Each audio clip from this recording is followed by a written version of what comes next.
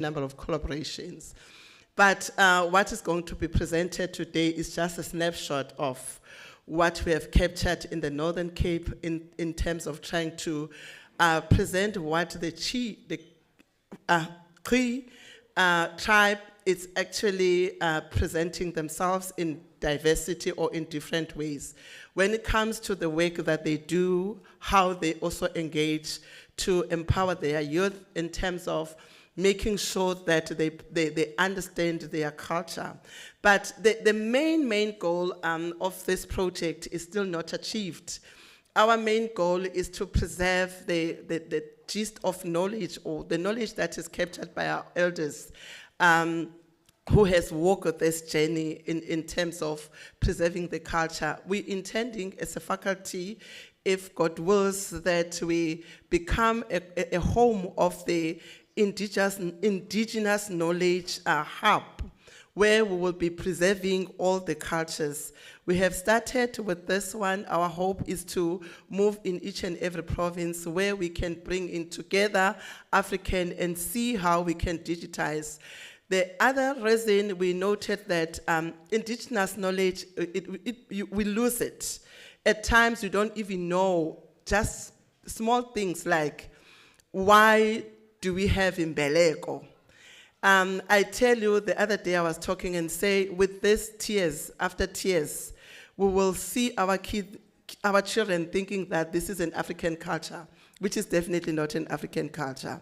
Then what we're trying to do then is to make sure that we preserve African indigenous knowledge, not just what we're presenting today, but we're looking into a broader project that will bring together Africans and see how we can go to Omakulu, our grandmothers, and talk to them and learn about our cultures and put those cultures in digital format, where our grandchildren that are now going to multiracial school will be able to learn where we're coming from and where we're going.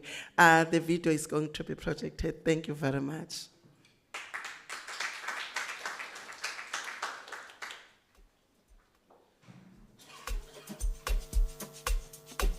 My name is Elkaro Kulu. My organization specializes on theater, dance, filming, and also craft. We try to blend in with the Khoi and the San people and always lead a new language, their culture, and also their language that they are using. So we went that side to actually go and do more like a cultural exchange. At African Jewel, we do clothing and textile. We do local branding, we do embroidery, also do signages. And after school, I decided, okay, right, let me fulfill my dream and start Kambuten, Pansula. The brand, in fact, comes from the theater piece. The Ngu and the San tribe, it has given a lot to us Africans, and it shows that where do we originally come from. And we can also teach the youngsters from where do the Ngu tribe come from by going to schools and teach them about the Ngu tribe. And teach them that the Ngu tribe is not for the same and for the Ngu people also. It plays a big role in us, the black community. I see Panda Pose basically in the future as being the go-to media company in the Northern Cape when it comes to artist relations, because currently I'm managing 5 artists and I've done quite a few free registrations for artists for them to get them to a stage where I feel they're comfortable, they can go on their own. My name is Shane Mayongo. I'm the owner of Snail Bossy Ceramics. I'm an all-in-one when it comes to in the factory of ceramics. I've been taught in modern way of making pottery. I want to see the people of Upington, not only me making use of them, I want to see them exploit me, my skills to the youth so that they can benefit. My dream is to plant a seed that maybe my children won't eat now, but in future they might eat from that seed.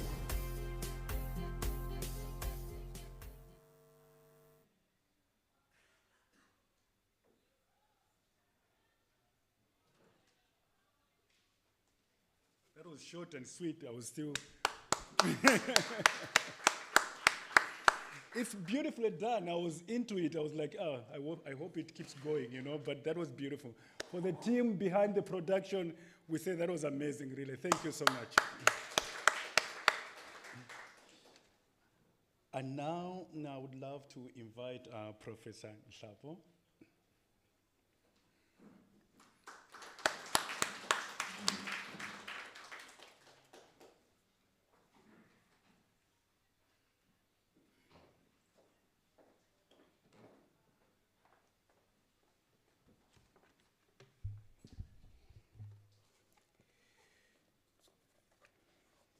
Thank you very much, Program Director, for the very kind introduction, Mr. Eugene Kombanyiwa. Yes, luckily I know Malawi quite well. Spent some time there, Lilongwe, Mzuzu, Blantyre. I know the area very well. Ladies and gentlemen, I will propose that can we have a moment of silence for private prayer and meditation?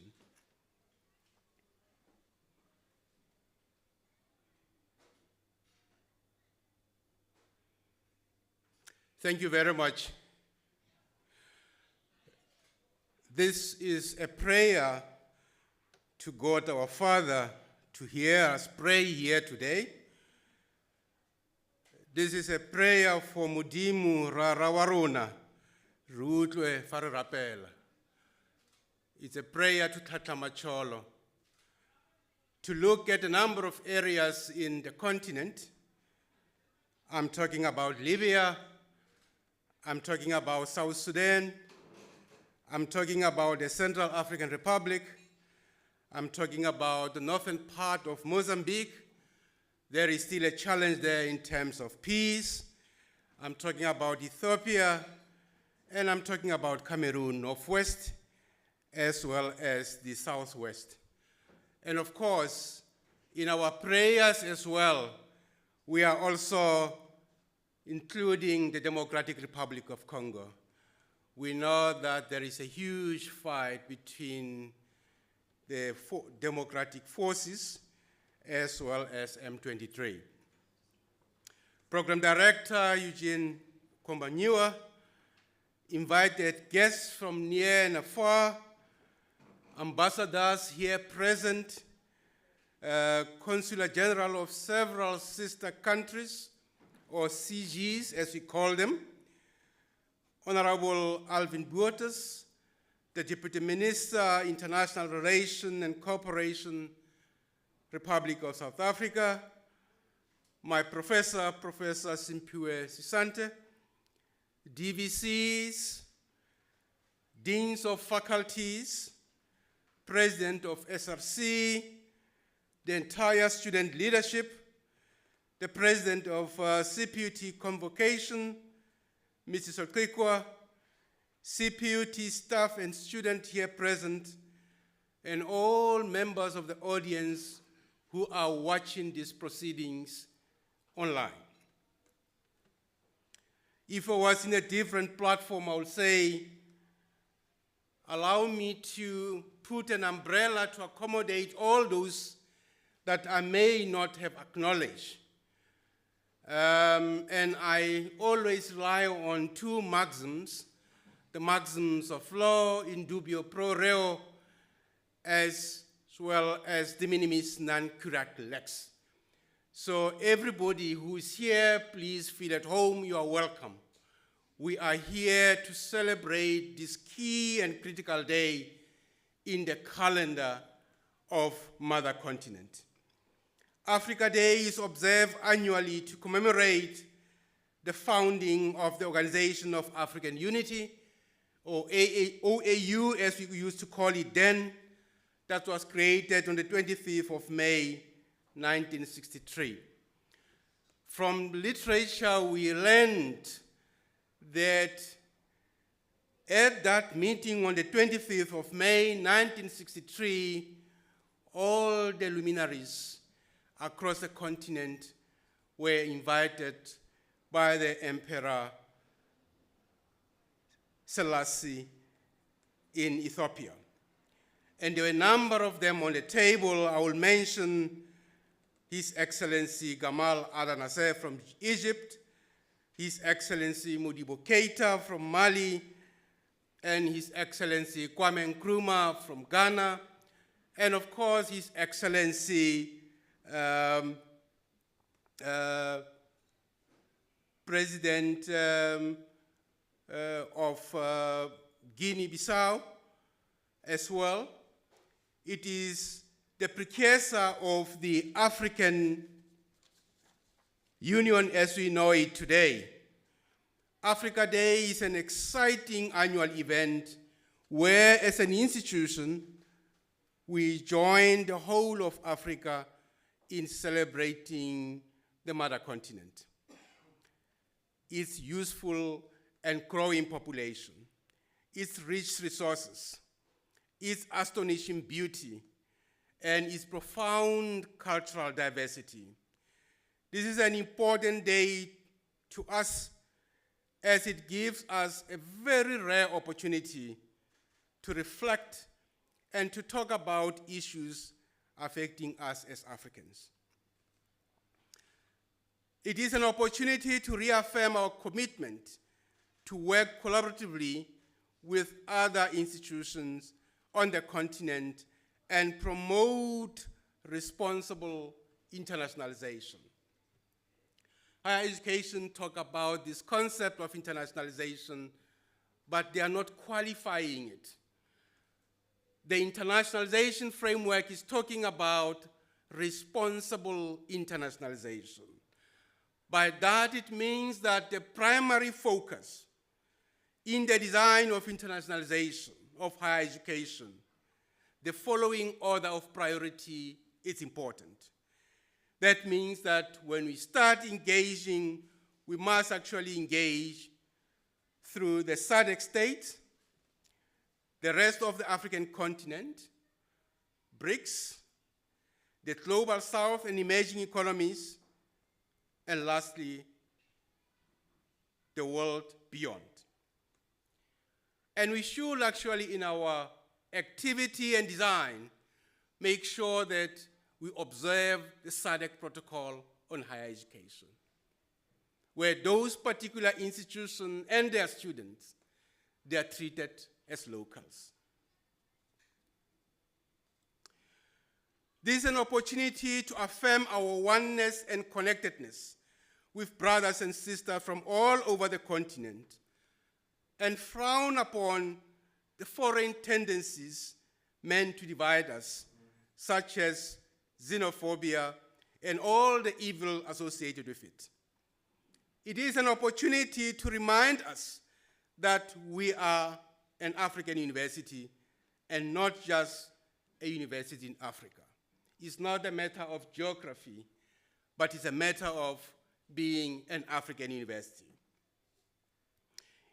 It is an opportunity to celebrate the socio-economic achievements of the continent. Program Director, whether you are at the mountaintop of your world-class or just climbing your career, it is critical to be socially aware of the significance of this day. You need to be aware that it is not the color that defines us, but rather the culture. Therefore, we must not allow our culture to be destroyed. If we do, we will certainly become people who follow other people's culture. Let me quote a very apt and appropriate quote by J.C. Powys. He said, I quote, "Culture is the bedrock, the final wall, against which one leans one's back in a God-forsaken chaos," close quote. Program Director, CPUT acknowledges responsibility as a leader on the African continent. Our vision is to be Africa's leading smart university of technology, globally renowned for innovation, with graduates that shape a better world for humanity. We agree to oneness and smartness by embracing, among others, the culture of ethics and integrity. We place premium on oneness and smartness. We are people builders. That's why we create futures. We believe that being good is good business, and doing a good thing is never a bad thing. We celebrate the high road and want to be the shining light. We do not just cast the darkness, but we light the candle.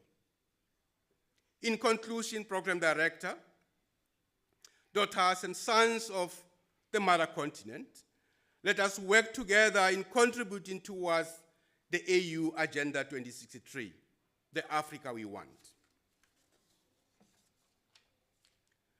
African university must play a key role in accelerating Africa's economic growth and development, as well as promoting our common identity by celebrating our history and our vibrant culture. African universities must contribute, among others, to the infrastructure, education, and science. And here I'm thinking about dealing with outbreaks before they become pandemics. We must be now, as investors, preparing for the next pandemic, because they will always be there.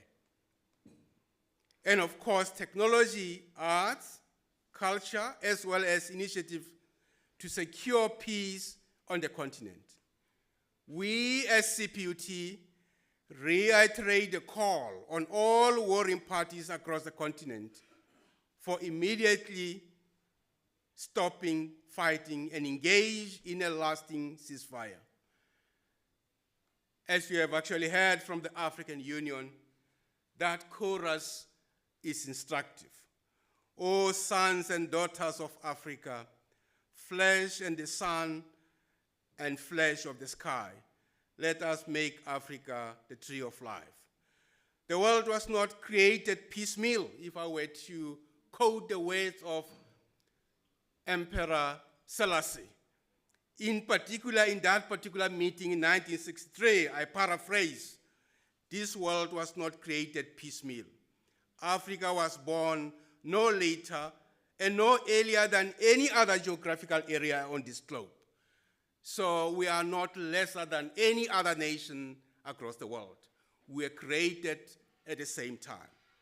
I do hope that we meet sometime, someplace, somewhere to continue this critical conversation.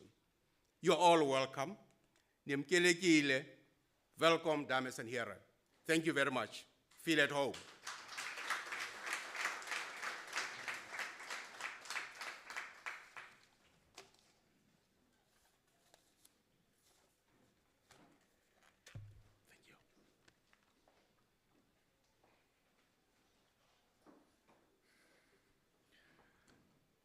Let's give our professor another hand of applause.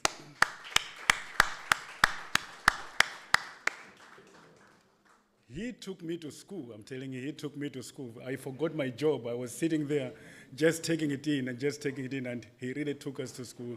I thank him for the knowledge that has been shared. Thank you so much, Prof.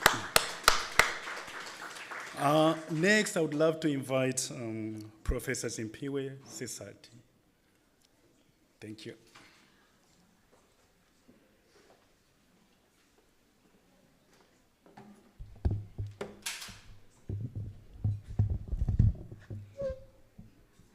Igama likaQamata lakuhlala lingcwele. Igama lakhe lakuhlala linhloni ngokuba ungumdala ongajongwayo ngokuba ungumdala ongolathwayo. Sondele kuni ke bokhokho sinqule kuni ke iminyanya. Sithi sithelezweni namasiko yenu mawakhe igazi lethu. Thula nemithanjeni yethu ukuxabisa ukokwethu. Hlaziyane ezinqondweni zethu ukuzazi basisizwe. Dedisane lifele umnyama ebobini bethu kuvele ukhanya. Sinike namathongo ahlambuluke ngawo sizo impilo nethamsanqa. Ngokuba amandla negunyelelo masitheni icamako. Sicama kusheka mnandi zizo zamakhomazo oqhene boqubu kosithonga sitarodoka namahlathi azitheni icamako. Sicama kusheka mnandi zizo zamachweni kwadekiza kwasawo kwankomo kamthuzimelo ochungwa sitheni icamako. Sicama kushaya zizo zamanqosi nociwo shothi libono zinga abantu bomlamba besuthu sitheni icamako. Sicama kusheka mnandi zizo zasematsha wenza kwachiwo zakwakhawuta zakaphalo zakatoko zakabhotomani zakabulawu zawongonyana masitheni icamako. Sicama kusheka mnandi zizo sesithathu zakwandebeza kwachisana zakwakhophoyi masitheni icamako. Ezasemanta kweni kwatyebeni kwamentuka kwalibele kwakhwangashe masitheni icamako. Ezamantando sopitsho yememe kube ngcoko masolontsha umaqaba kadliwa dliwa zimbuze nqulo komthirha kovele bambhenzela utomadi babathima masitheni icamako. Ezasemazangweni kwakhwalo kwancotho kwamlanjana kwasobese kwanqale kwankume kwamalitye kwagula kwanikwanto masitheni icamako. Ezengethe zomkhatho zokumkulo edlolo kuva ezasemiqulweni masitheni icamako. I guess Professor VC, that because Europeans to a very great extent succeeded in recreating Africans into their own image, then to a very great extent also alienated Africans from themselves, because that was the major project, that when an African looks at oneself, she or he does not recognize her or himself. That when the drum is beaten and music is played, even though the African may hear the rhythm, he or she fails to understand the message that is embedded in the message of the music. That is because the African has been alienated from her or himself. Otherwise, had it not been the case that Eurocentric education has alienated Africans from themselves, there would be, for me, no need to explain what I had just been doing. But because the African has been alienated from her or himself, I need to explain that the African people, when they define a community, because there is a philosophical explanation for a community or family in African culture. Our ancestors taught us that we distinguish between a household and a family. We distinguish between a household and a community. And therefore our ancestors told us that when we speak about a family, we speak about those that came before us, the ancestors. We speak about those that are in the present living. We speak about those that are yet to come. That there is an unbreakable link between the ancestors and those that are living and those that are yet to come. And therefore the responsibility of the ancestors has always been to create and to prepare a safe and secure future for those that are yet to come. And therefore those of us who are in the present have an obligation and a responsibility to learn from our ancestors and uphold all the beauty that they did and to seek to improve on everything that our ancestors built upon. And therefore then those of us who are living have an obligation to work hard for those that are not yet born. And this is the definition and an understanding of the family within the context of African culture and the African philosophy. And why then is this so important for us? And so therefore, when those of us invoke the presence of our ancestors, it is to recognize that which had not been recognized by many, that this life is not the end, that there is a life beyond this. We knew this long before the Jews were to understand that there was life after death. In other words, the Bible would bear witness that in the Acts chapter 7 verse 22 it is said that Moses learned all his wisdom from the Egyptians, and the Egyptians were none other than the African people of this continent.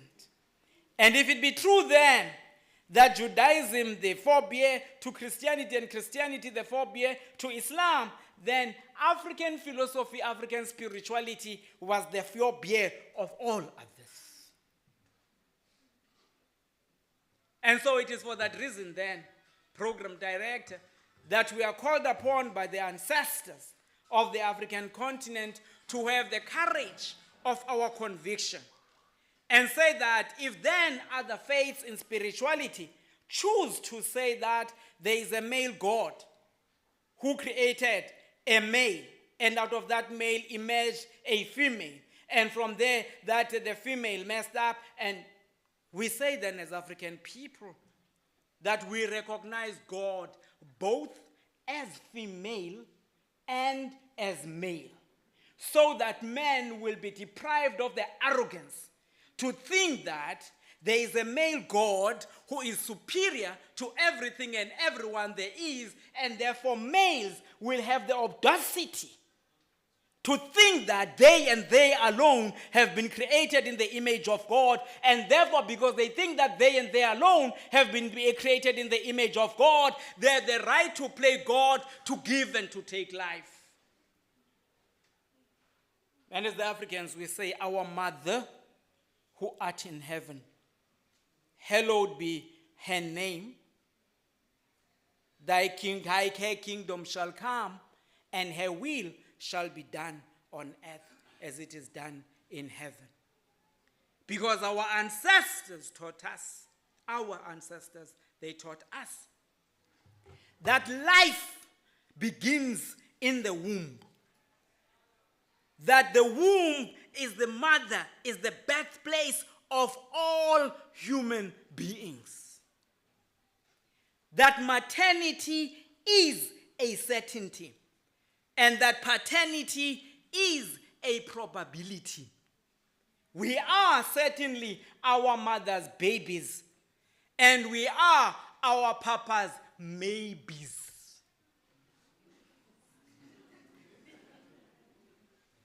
It is for this reason the sense of inferiority conflicts and insecurities on the part of males, that they are never secure and confident about their paternity of their children, that they always seek to invent all kinds of lies to justify their false superiority over males, over females.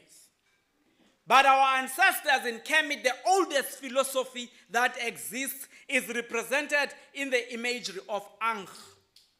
And this imagery of Ankh shows us that here is the womb, and that here is the waist, and that this is the gateway to life. That all of us have come through into this world through our mother's vaginas.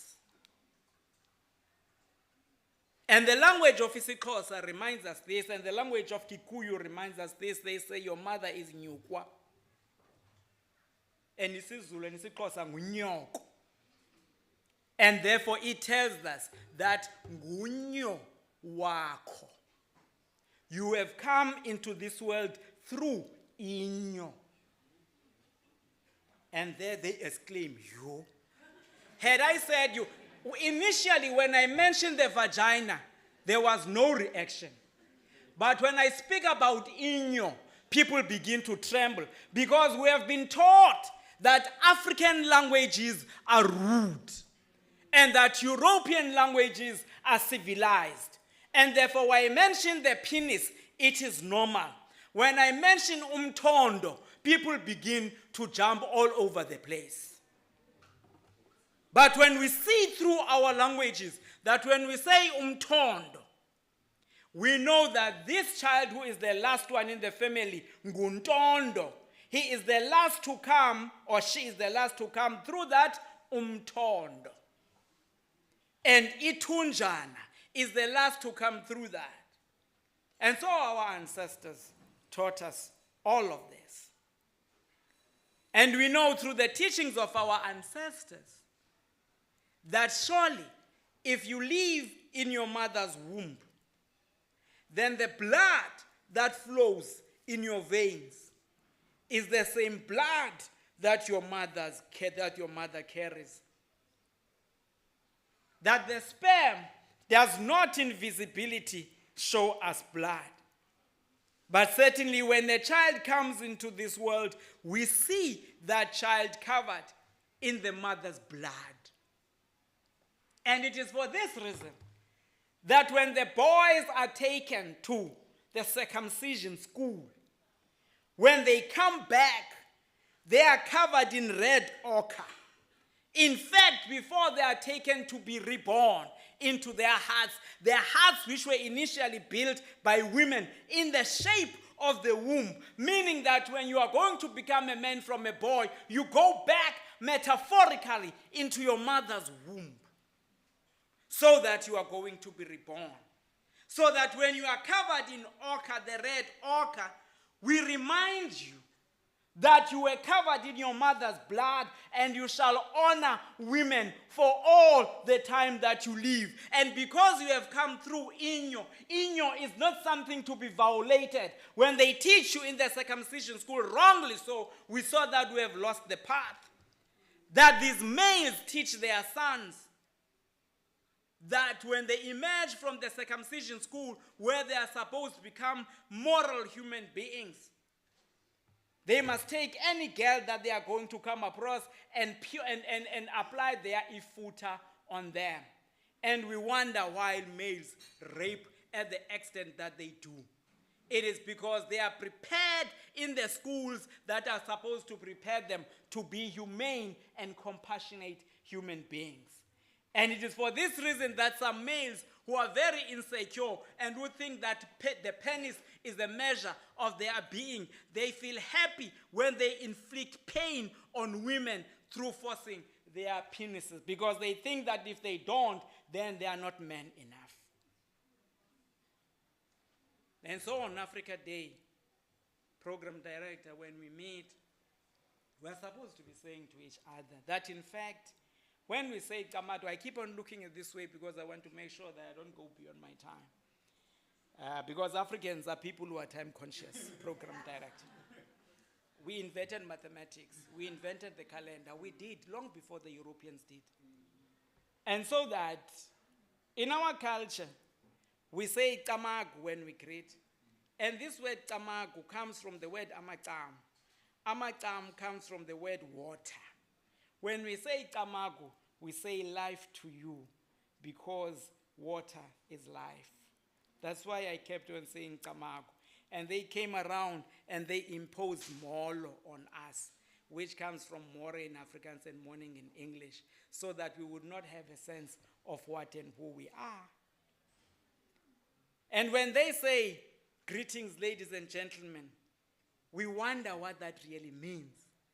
But when we look at our own languages in isiXhosa, isiZulu, and all of that, we hear that manene, nani manenekazi. And we know that manene, nani manenekazi is not an equivalent of English and all other languages, because in the word nene, we see the word inene.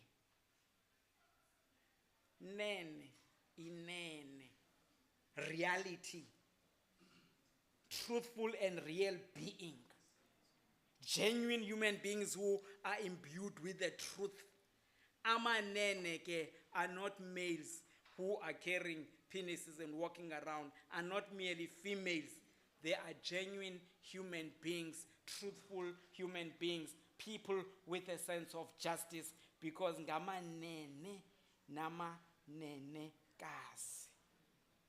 When we say mhlekazi, in the patriarchal world, this word was taken to mean only males. And we pay tribute to those who carried on the tradition of our ancestors who taught us that in fact the word mhlekazi, the beautiful one about whom Aikwe Ama says they are not yet born.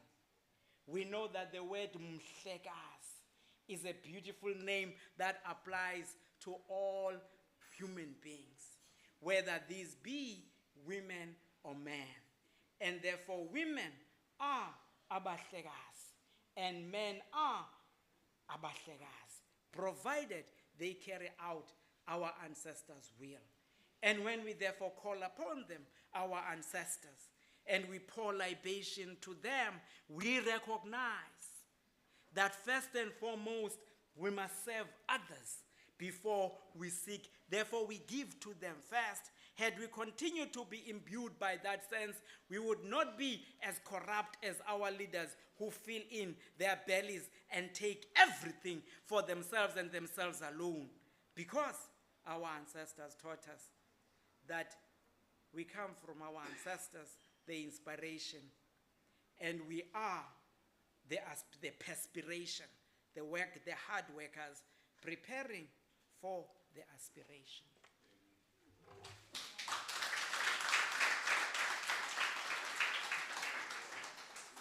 Oh, yeah. I'm telling you. No, let's do it. I don't know about you, but I'll go back to Pretoria feeling like a professor, you know, from Professor Nklapo, Vice Chancellor, you know, the knowledge is shared with us, and then we come to, hey, Professor Asisati. I'm sitting there, I'm like, you know, when I go back, they won't even recognize who I am. You know, you sit with your friends like, this guy just went to Pretoria and he came back different. You know, the knowledge. And the good thing about this program is that it's live on YouTube. So we can always go back and replay it, because it's just so much to take, so much. So the good thing about technology is that it will always be there online. So it's up to us also to go. For those who are not able to watch, we will let them know and give them the link that, go and hear what our professors were sharing today. This is just something else. Thank you so much, and thank you for having me, and thank you for sharing.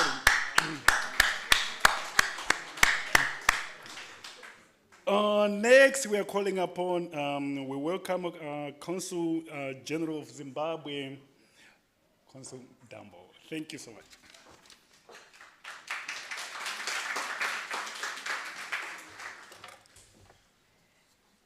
Thank you, Program Director. Molweni, Maskati, Lichonile. Good afternoon. Hi, Morai. Allow me to acknowledge the presence of the guest of honor, Deputy Minister of the Department of International Relations, Honorable Alvin Botts, the Vice Chancellor and Principal of the Cape Peninsula University of Technology, colleagues, members of the African Group, Cape Town Consular Corps, distinguished guests, ladies and gentlemen, and our esteemed students of the Cape Peninsula University of Technology. I wish to thank the university for this wonderful gesture you have done by extending this invitation to commemorate 2024 Africa Day, which this year fell on Saturday, the 25th of May. I personally understand that Africa Day is meant for us, Africa's children, to celebrate the diversity, richness, and unity of the continent. Now, Program Director, after the professors, I'm kind of, Professor, my dear brother, how could you do this before me? But it was really wonderful to be reminded once again. I thank you. I have been requested to give a message from the diplomatic community on the theme, One Africa for All, celebrating the Africa through education, innovation, and culture. Let me say, education opens all the doors. But there's one issue that I would wish to remind us all. It is unfortunate that we have been schooled in education being spoken in the foreign language, in English, Portuguese, French. To us, when you do not speak these languages, you are not educated, unfortunately. And it has done Africa down. It has been proved, the professors here, that a nation that educates its population in its mother tongue prospers more than that educates its population in a foreign language. Africa, this is why we are where we are. So I take off my hat for the first, the cultural interlogue that we were given, the one that is taking back and going to invest in our languages and in our culture. I wish this could go on right throughout, from Cape to Cairo, from Senegal to Seychelles. And I am proud to be African. And remember, Africa, we are one people. The borders that we have were imposed upon us by our erstwhile colonizers. Let us not waste our energies on strengthening them. Africa must be one. We would wish to build our continent on education, and please let us put all our energies in building this Africa that we want 2063 on education, and education in all spheres. Let us give our elders that responsibility to educate our youth. that responsibility to ensure that the ravages of colonialism that has made me to feel inferior when I put on my own kitenge, let us educate the present and the future in our children. Innovation, of course innovation, but the pyramids were built by us. Great Zimbabwe was built by us. They have done PhDs, you name it, studying the pyramids, studying the Zimbabwe, the Zimbabwe ruins, they called them. But for us, it is Great Zimbabwe. That is innovation. But now, we have to beat them at their own game. Entrepreneurship, creativity, and technological advancement. And let us prove once again that we are the cradle of mankind. We are the cradle of power and education.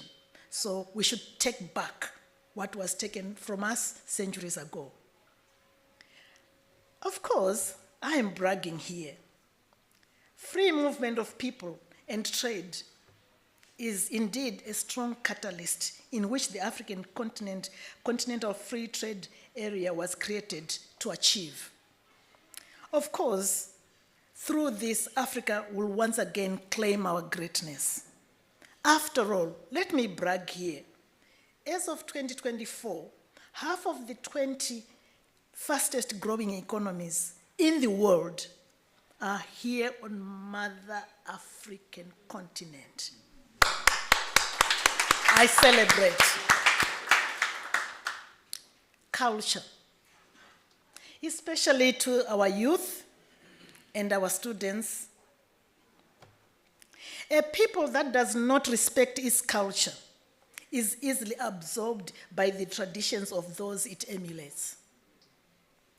Colonialism for centuries has had its influence and impact on our diverse cultures. We have to continue to uphold our values, which have been passed down through generations. After all, let me repeat, Africa is the cradle of mankind. With our host South Africa, for us diplomats and foreign students being the epicenter, we must never forget that. I would not be a diplomat, Honorable Deputy Minister, and distinguished guests, if I fail to articulate the very purpose of our presence here and in your beautiful country. The African diplomatic presence in Cape Town is represented by 4 consuls general with full consulates general status, these being Angola, Mozambique, Namibia, and Zimbabwe. In addition, Honorable Minister and distinguished guests, we have 6 honorary consuls who represent the following countries: Ethiopia, Ghana, Mauritius, Morocco, Seychelles, and Sudan. Through you, Vice Chancellor, may we reach out to the Dean of the Division of Student Affairs, and most important, all foreign students at the Cape Peninsula University of Technology, by advising that the above 10 officials represent the interests of our countries in many forms. We invite CPUT foreign students from our diverse countries to kindly reach out to us as we also do the same. It is our diplomatic core business to be the home away from home for those young African leaders of today and tomorrow.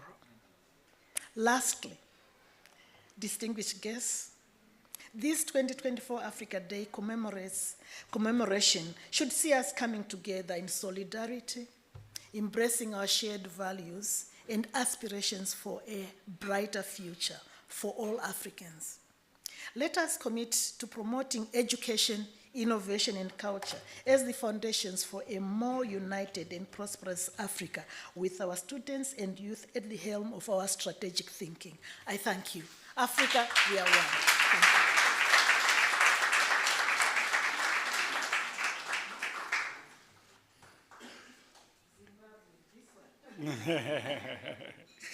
Thank you so much. Africa, we are one. Well, I was born in Malawi. I did my tertiary in Kenya, Nairobi. Then from Kenya, after I completed my studies, I came to South Africa. I was working at the Department of Justice. I was training the judges, magistrates, prosecutors. That is before I became an actor, because acting, I loved acting ever since I was young, like in high school. You know, I was that boy on stage. But I went to Nairobi to study computer science. You know, when you tell African parents that I want to be an actor, you know, they don't want to hear that. You know, so they want you to do IT, you know, very, very professional. Acting is not professional. But later on, once you've done your studies, then they understand that, no, this is what you've always wanted to do. But they want you first to finish your studies, you know. So I came to South Africa. I was a very young boy then. I ended up at the Department of Justice. They were doing what they call DNA digital nervous system, you know, like DOJ digital nervous system. It's like migrating from manual to digital. So we had to train them how to access information on the computer from the manual way that they were doing it. Yes, so I was that young boy. Then, you know, I'm talking about Africa as one, that, you know, I got my qualifications in Kenya. I came to South Africa and imparted my knowledge to the judges, the magistrates, to South Africans. And in return, I ended up doing what I love most. Because after that, then I was like, doors started opening for me in the film industry. So here I am standing before you as an actor, made in South Africa. South Africa made me as an actor. Okay, next we are inviting our Honorable Deputy Minister. He's here, Mr. Honorable Alvin Bottis. Thank you so much.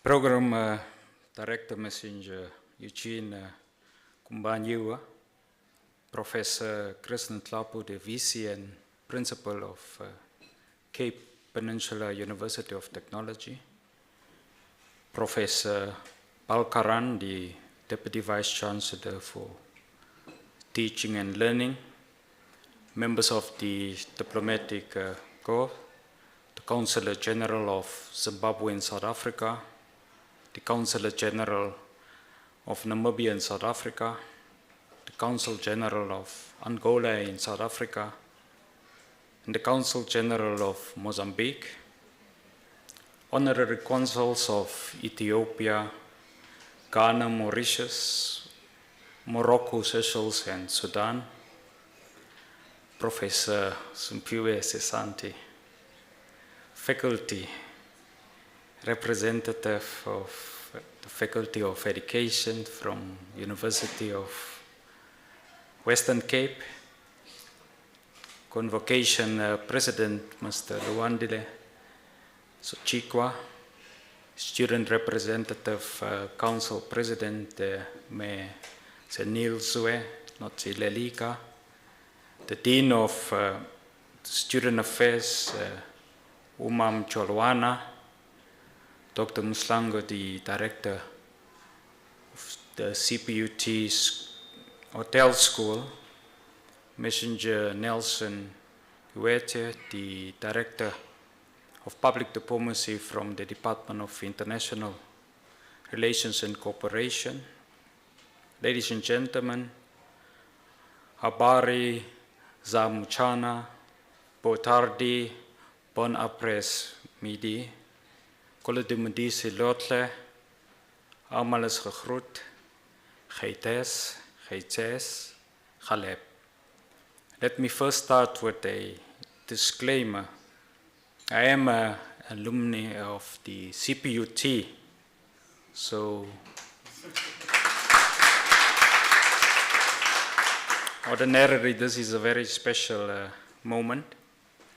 The 1960 United Nations General Assembly UNGA Declaration on the granting of independence to colonial countries and peoples demonstrated an international anti-colonial consensus. The declaration asserted the necessity of bringing to a speedy and unconditional end colonialism in all its forms and in all its manifestations, and proclaimed that the subjugation of peoples to domination and exploitation constitute a denial of their fundamental human rights, and that it is contrary to the Charter of the United Nations and an impediment to the promotion of world peace and cooperation. This was subsequent to a history of African agitation against colonial rule and its system. This includes formal colonial education and economics, which both were considered as unfair and discriminatory. Agitators for independence believed that self-government would substantially reverse this. At decolonization, administration of all colonies was therefore placed in the hands of Africans, but educated in colonial schools. However, colonial education had colored indigenous African thought, classifying it as pre-logical and pre-critical, disregarding the fact that difference will not always suggest inferiority. Post-independent anti-colonial initiatives informed by post-colonial writings on the subject have not sufficiently nor adequately decolonized the socio-political, socio-cultural, and socio-economic structures which were, in its nature, colonial inheritors. The colonial relationship functioned through acculturation of mechanisms such as assimilation and association, predicated on presumed African inferiority. These mechanisms were justified by international treaties that disempowered and fervent evangelization, as well as arguments that alluded to both imperial profit-making and humanitarian munificence. Colonialism, therefore, was an enterprise of appropriation, familiarization, and utilization, with the overall result being to effectively silence African history, knowledge, and African autonomy. The idea or invention of Africa cannot therefore be divorced from the ideological orientation that drove colonialization. That is, the distinction between the civilized and the uncivilized. That ideological orientation pervades Africa's current relations with the rest of the world. It includes power structures, politics, language, and knowledge. Chuni Achebe, commenting on Joseph Conrad's Heart of Darkness, authored in 1899, stated that the book's thesis is based on a presumption of African savagery, barbarism, and intellectual inferiority. A further critic of the Heart of Darkness notes that despite the author's disgust for colonial horrors, a world where Europe did not exercise mastery over Africa was beyond the author's imagination. Post-colonial theory, therefore, recognized that the impotence and dependence of Africa's contemporary political and intellectual elite is premised on external approval and assistance, and result on a hybridity of supposed African authenticity and the attempted replication of colonial character. In other words, post-colonial theory seeks to suggest that the economic and inclusive prosperity of the African continent cannot be achieved without the lodestar of the colonial masters. It is for this reason, ladies and gentlemen, that South Africa's foreign policy pillars are encapsulated within 4 concentric circles, being Pan-Africanism, Global South solidarity and cooperation with the more industrial North, and the transformation of global governance institutions.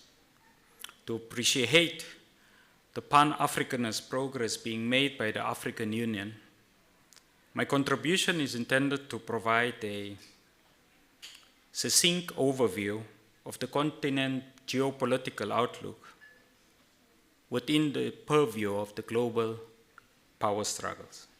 Africa, like any other continent, is immensely important in providing insights into the prospects facing the world, particularly, ladies and gentlemen, given the trajectory from a unipolar to a multipolar world, while forecasting by its very nature's futuristic, it is very often premised that our own current reality has a dialectical relationship with that of the Northern Hemisphere. Pan-Africanists therefore should increasingly be conscious that the transitional epoch from a unipolar to a multipolar world ordinarily ought to imply the deepening of multilateralism.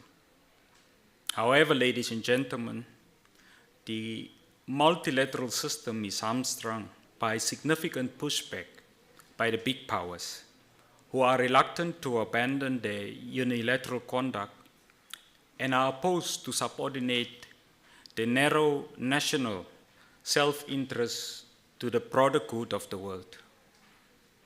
There are long-term and highly disruptive global situations evolving, which ultimately would pose a challenge for the Africa envisaged in Agenda 2063.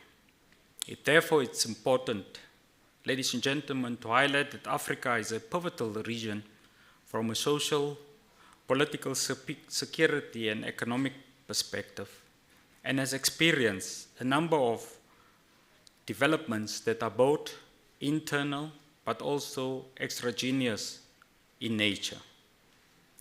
Africa is a continent of the future based on the current democratic and economic patterns, and in addition, its voice on important global matters will continue to be articulated and respected.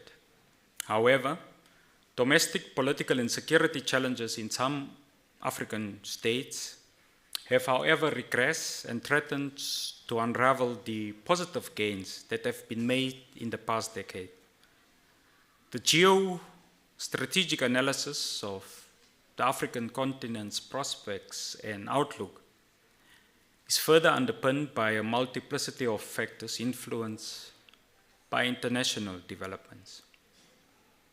It therefore holds, ladies and gentlemen, that Africa indeed is a contested region.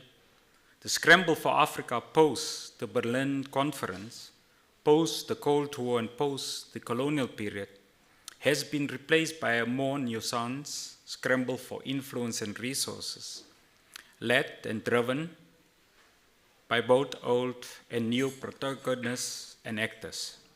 What is critical is for us to examine Africa's geopolitical location and response in relation to the multiplicity of both state and non-state actors.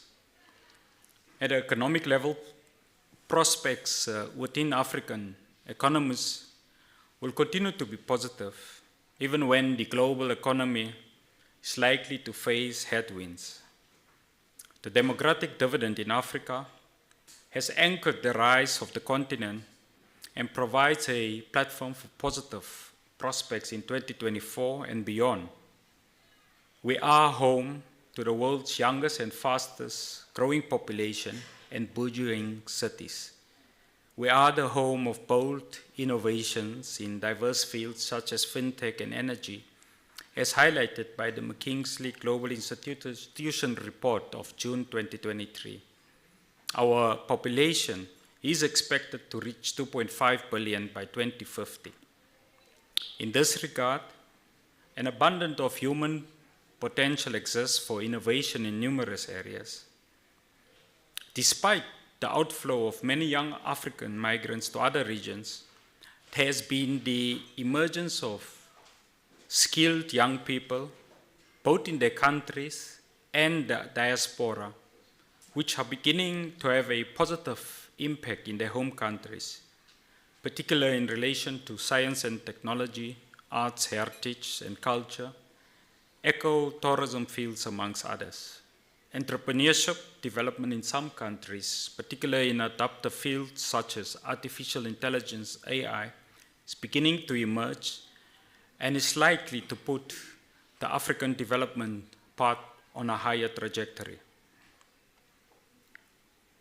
The analysis on our internal political and security field is key and critical if we wish to positively respond in the celebration of Africa Day 2024 to a flagship program of the African Union entitled Silencing of the Guns. The holding of regular elections, that is the democratic dividend, will continue to be a prominent feature across the continent. There will be 17 national presidential and/or national elections in 2024, including, amongst others, Algeria, Tunisia, Senegal, and Mauritania. Just in the SADC region, South Africa, Mozambique, Botswana, Comoros, Mauritius, and Namibia will hold elections. This bodes very well for democratic institutions on the continent and also strengthen our efforts at advancing the AU Africa Charter on Democracy, Elections and Governance, adopted in 2007. Unconstitutional changes of government, however, continue to be a major political challenge and an impediment. There has been 9 military coups since 2020 on the African continent, and the recent military coups in Burkina Faso, Mali, Guinea-Conakry, Niger, and Gabon have brought this unfortunate challenge to the core and undermined the constitutional order in those countries and presents a major cause of concern. The outbreak of these unfortunate activities are in violation of the OAU's framework for response to unconstitutional changes of government, that is the Lomé Declaration of 2000, subsequently endorsed by the AU. The influence and presence of external actors, both state and non-state, provides another complicated factor on the continent. There has been an increased resentment of the role of former colonial powers on the continent. However, ladies and gentlemen, the pillars, inasmuch as the pillars of previous domination are being challenged, those challenges should be executed within the realm of the African Union normative framework. Furthermore, the countervailing forces presented by the existence of alliances and partnerships across African states, which has been forged with, amongst others, the People's Republic of China, some extent with the Russian Federation, and to a lesser extent with countries like Turkey, will shape and influence the geopolitical outlook.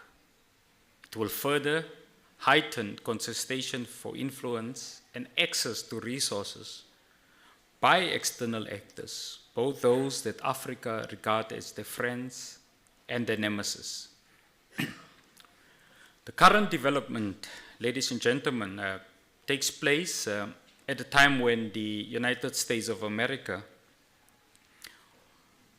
have considered to bring up for discussion the African Growth and Opportunity Act, AGOA.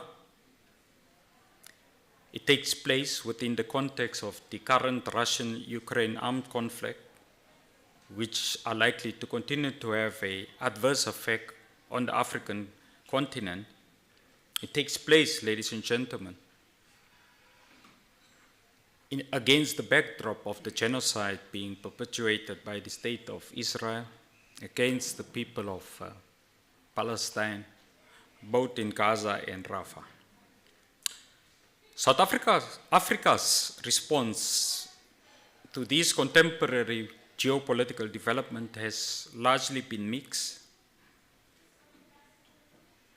and security dynamics on the continent remains fluid. The conflict hotspots in 2024 continues to be the intractable conflict in the Eastern Democratic Republic of Congo, DRC, Libya, and the entirety of the Sahel region.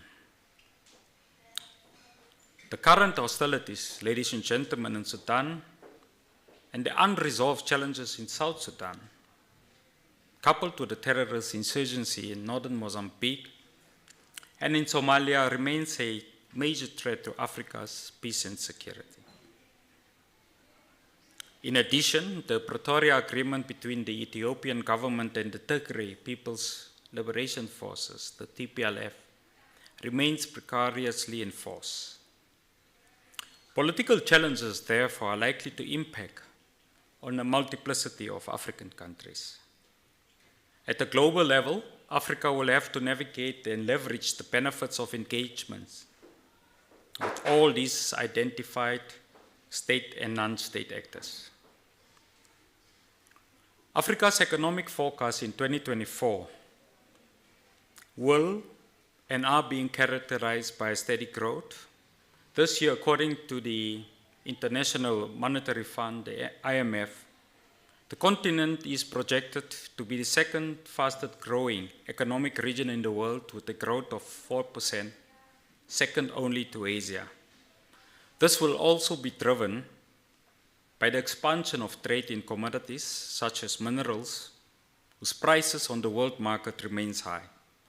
Considering our global economic landscape, which has largely remained slow in 2023, it is our submission that Africa are on a positive trajectory. A number of African states have in the past couple of years experienced a very good gross domestic product growth. Data published in 2023 by the African Development Bank in its biennial report indicates, for example, that the GDP growth in Benin stood at 6.4%, in Cote d'Ivoire 7.1%, in Ethiopia 6%, and Tanzania at 5.6%, are examples of overarching positive economic growth.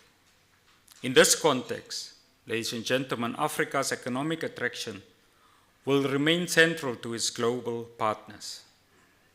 The AU have recognized innovation as a key driver of economic growth and development in Africa, and the Africa's Agenda and Blueprint document entitled Agenda 2063 prioritize innovation and technology is a means to achieve the continent's goals. The AU's Science, Technology and Innovation Strategy for Africa aims to promote science, technology and innovation across the continent. The AU Commission's Innovation and Technological Hub further seeks to strengthen this particular innovative aspect through providing a platform for innovators to showcase their work and connect with investors amongst the 54 African states and amongst the 193 UN member states. These, ladies and gentlemen, are critical interlocutors for economic diplomacy and Africa's economic integration as envisaged by the Abuja Treaty and the Lagos Plan of Action. Broadening access to Africa's products will therefore be essential for our continent in a highly complex environment, and therefore the continued access to AGOA's preferential terms will be important for Africa's economic prospects. However, ladies and gentlemen, it is our submission that the accelerated implementation of the African Continental Free Trade Agreement, the ACFTA, is the flagship for Africa's economic integration and inclusive prosperity. From a commodities perspective, particularly in the areas of mineral resource exploration, prospects will remain positive.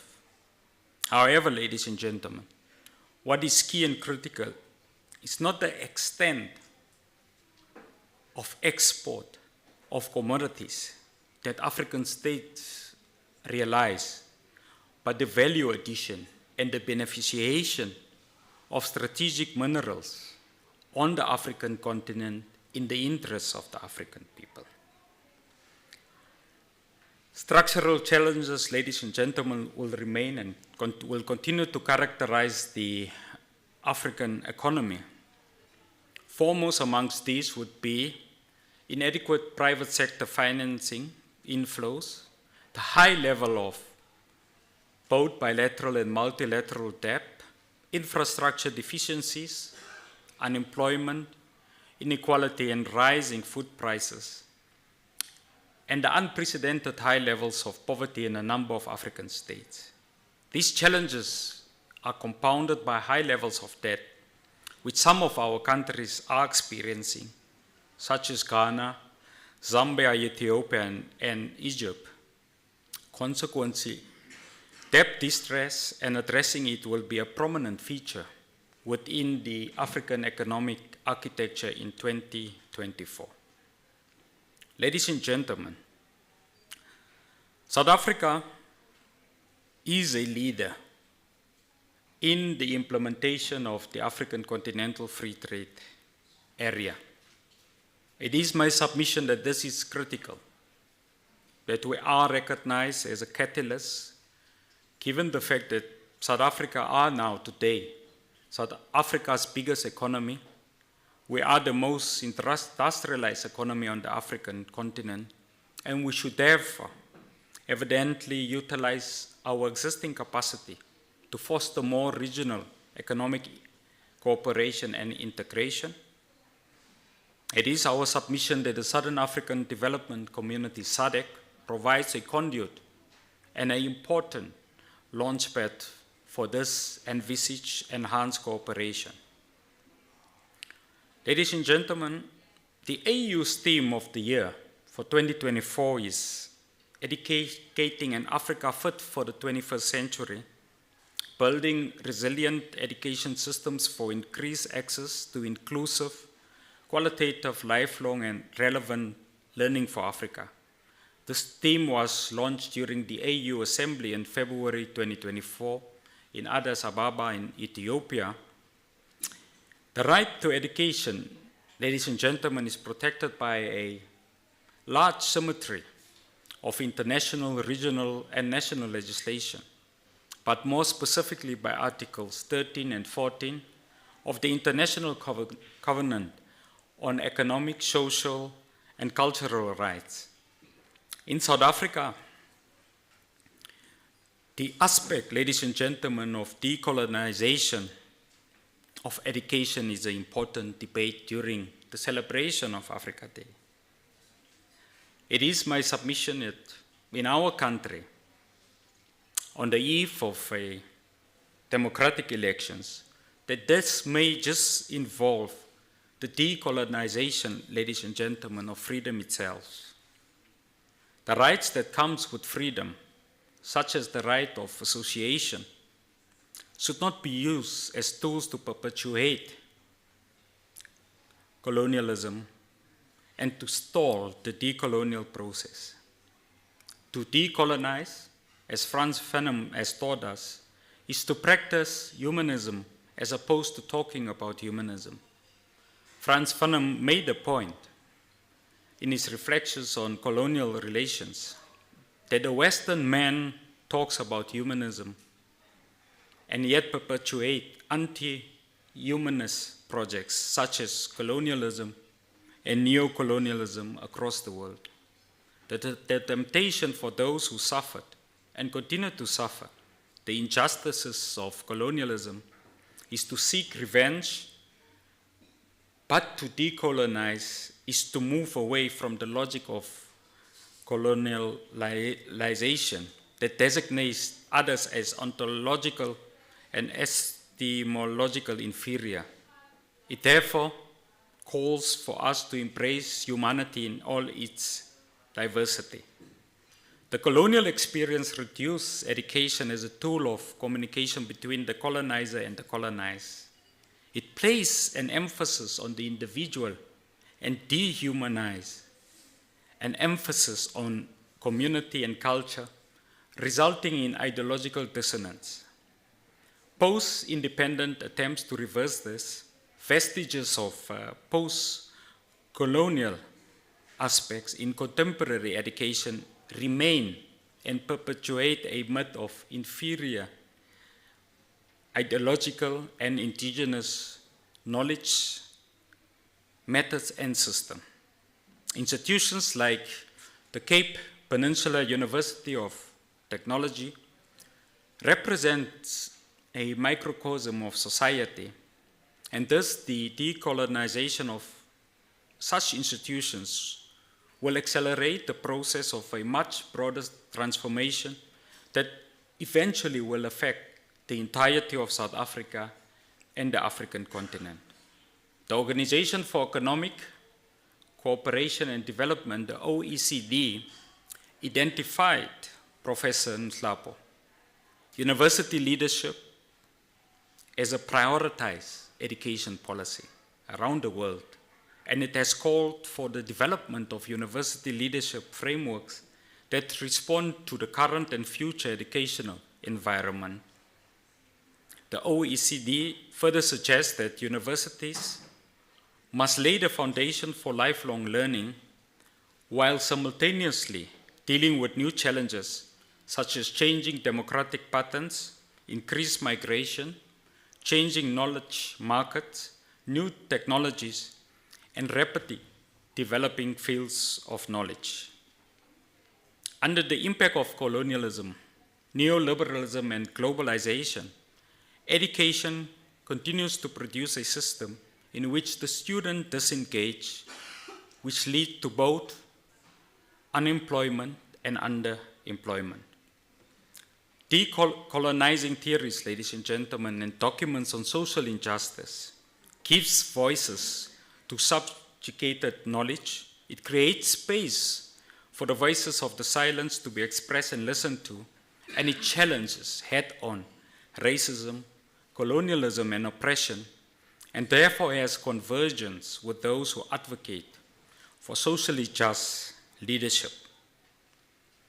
Ladies and gentlemen, John Dewey, a scholar of utopianism in his Pedagogy of Crete of 1897, wrote, and I quote, "The most formal and technical education in the world cannot safely depart from the general process which individuals appropriate, the social consciousness of the race, that is, learning as a feature of participation in social activities." Dewey in 1934 indicated, ladies and gentlemen, that the difficulty with the African society is that it regarded education to an end and not education as an end to itself. And education was generally intended for the immediate induction into society and preparation for adulthood. Education have less emphasized social responsibility, it has less exercised civil duty, and it has less exercised spiritual and moral integrity. In conclusion, ladies and gentlemen, decolonization, particularly in the African education system, ought to focus on dehumanizing, that is, the creation of conditions that ensure interracial coexistence and mutual respect. It should focus on the pluralization of knowledge, that is, the creation of conditions that ensure that all humans are recognized as producers of knowledge. And lastly, it should focus on the de-racialization of power, that is, the creation of conditions that balance power dynamics in the university space with the power dynamics in society in general. The African University, Professor Nhlapo, ought to be conscious of the history of colonialism and how it shapes knowledge production and power relations. This is what the forebears of the the Organization of African Union, the OAU, envisaged in 1963.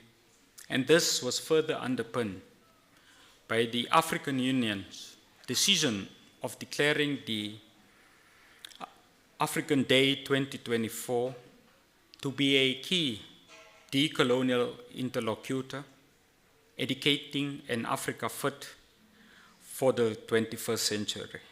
Asante sana, thank you very much.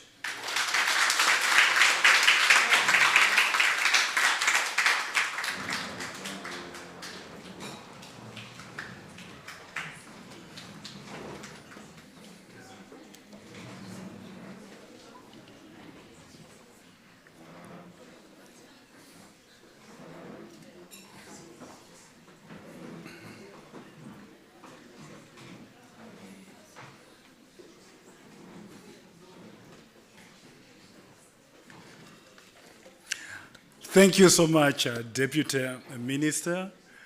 I don't know about you, but I was feeling there, just feeling like taking notes all the time. You know, we are sharing so much knowledge here, and I say, Deputy Minister, thank you so much for everything you've shared with us. Can we give them a hand of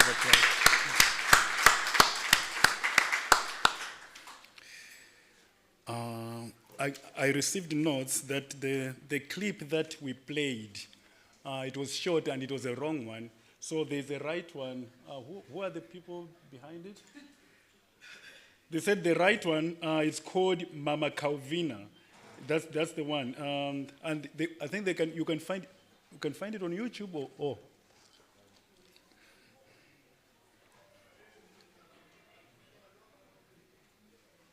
The two in the sand, they were one of the first people here in South Africa. Most of the words that we are using.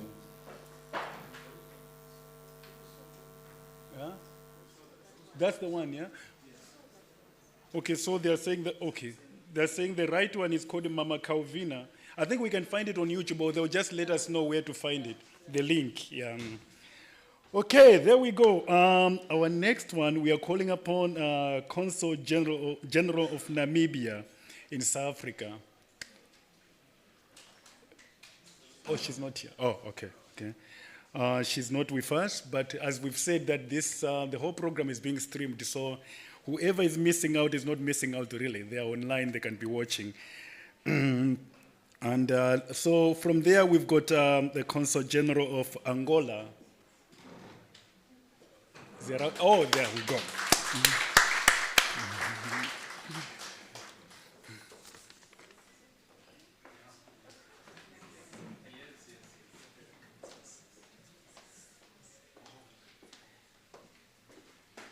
Thank you very much.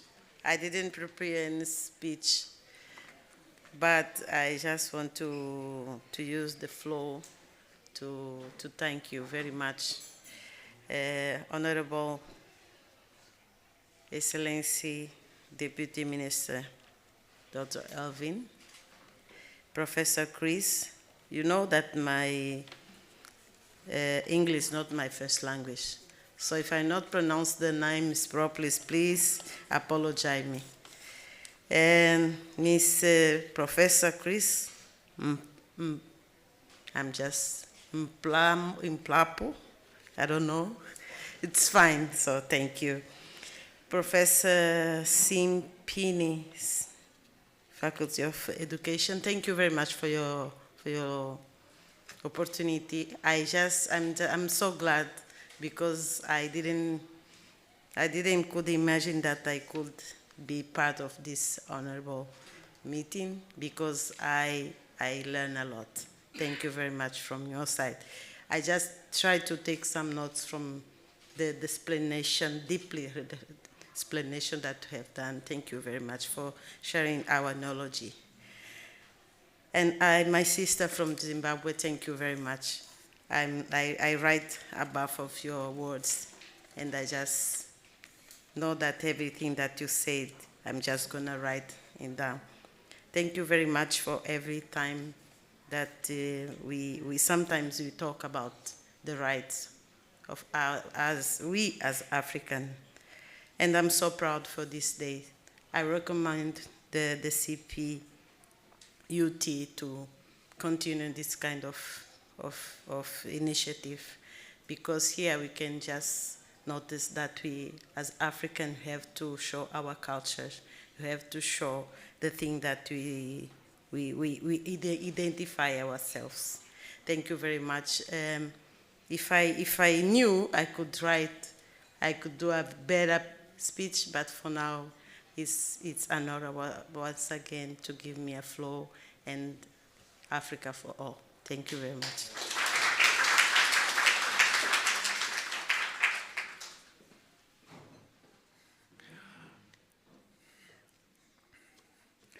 Africa for all, indeed.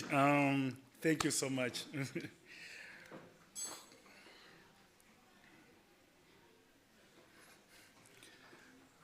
And then next, we've got Consul General of Mozambique. There we go.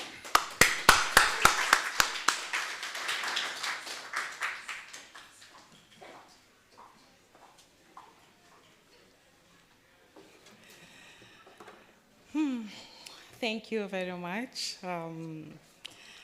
Mr. Program Director. I didn't prepare the speech as well, but I'll try to say something. There's so many things to learn today, and I learned too much, very much. Good afternoon to all of you. Your Excellency, Deputy Minister of International Relations and Cooperation, Honorable Alvin Boots, Mr. Vice Chancellor and Principal of Cape Peninsula University of Technology, Professor Chris Nlapu. I hope I'm right. Fellow colleagues, Consul Generals, Program Director, ladies and gentlemen, distinguished students, all protocol observed. First of all, I would like to say thank you very much to the Division of Students Affairs of the Cape Peninsula University of Cape Town of Technology for inviting us to take part of this important event of Africa Day commemoration. As you know, Africa Day is celebrated in every country of Africa, including South Africa, and our presence here as the proof of that. So as Mozambican, I'm proud to celebrate the special Africa Day with all of you. I've just took the word to greet you, so I will not be long. But let me emphasize that we must celebrate this date, always taking into account that Africa is a continent with great potentialities, a big, rich, and young continent with great resources. However, we cannot think that the wealth of our continent is just based in natural resources. We have knowledge, as you know, but it's crucially important that we invest more in human capital through training and capacity building of our young people. We also need to pay more attention to women and children because they are the weakest link in a society. So let me take this opportunity to salute countries' efforts towards empowering African women and children. We have to think always about peace in a better way, and in a better way to leave a great legacy for next generations. Before I conclude, I would like to congratulate the Cape Peninsula University of Technology for organization of this great initiative. So please apologize my English.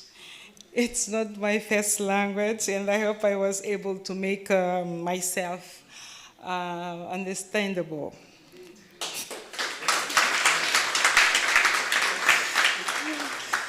For a united and prospering Africa. I thank you.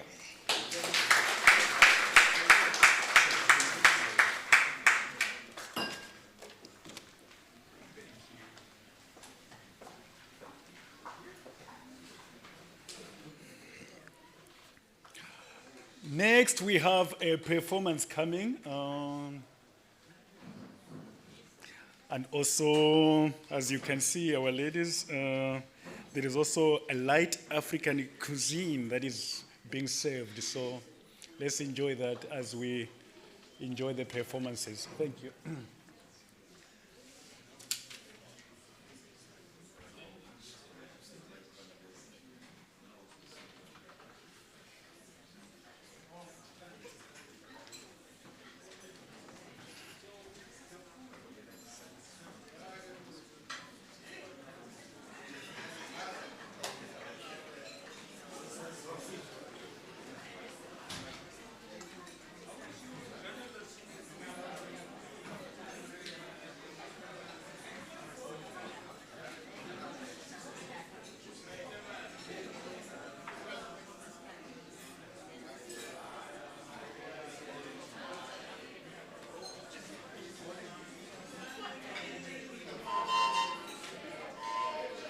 Sorry, just a quick one. This is just a starter. The real African food is also coming later on.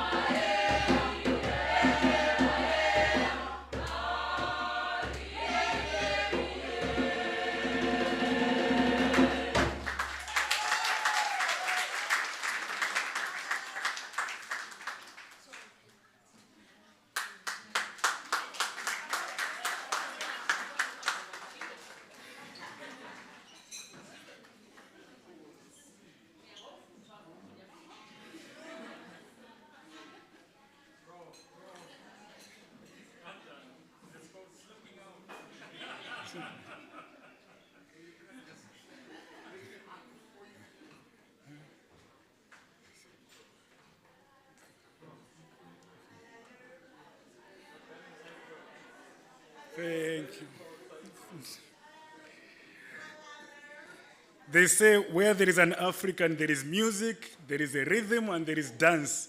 And we've just witnessed all that. So let's give it again for them. And next, I'm calling upon, I welcome the SRC president.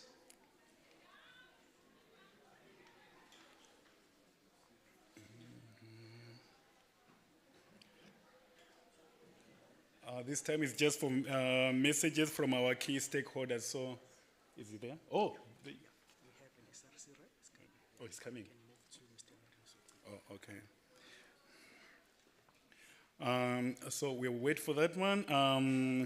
He will come after we've listened to the convocation president. Oh, okay.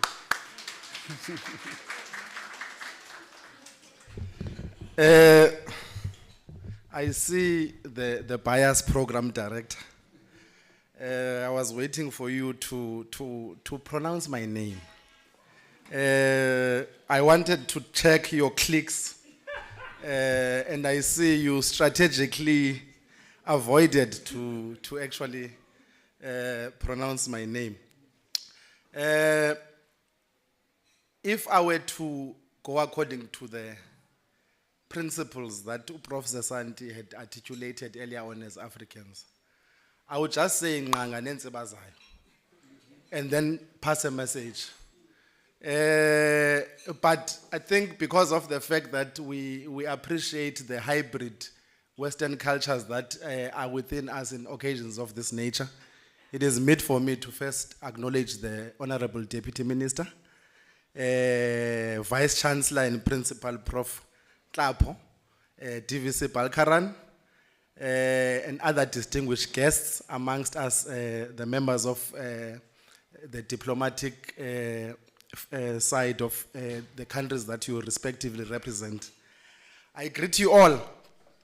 And when I got the invite here, I actually, program director, I got a call when I was busy assisting my 14-year-old who's doing grade 9. Preparing for exams, mathematics, and it got me thinking to say that I'm Xhosa, he is Xhosa. We went on an hour discussion, me being able to break down the aspects that relate to how you approach algebraic expressions, equations, and also how do you deal with the whole issue of factorizing algebraic equations. And during that discussion, at no point did I use isiXhosa. It was English all the way. And the question then begged to me to say that, why is there no Xhosa direct or Xhosa narration or translation of an algebraic equation or expression, Prof. Tlapo? Why is there no Xhosa translation of all the theories that you would use in calculus and any other technical programs that you'd be able to ensue? And I thought I should start with that because the broader numbers of people that spoke today, they speak about culture.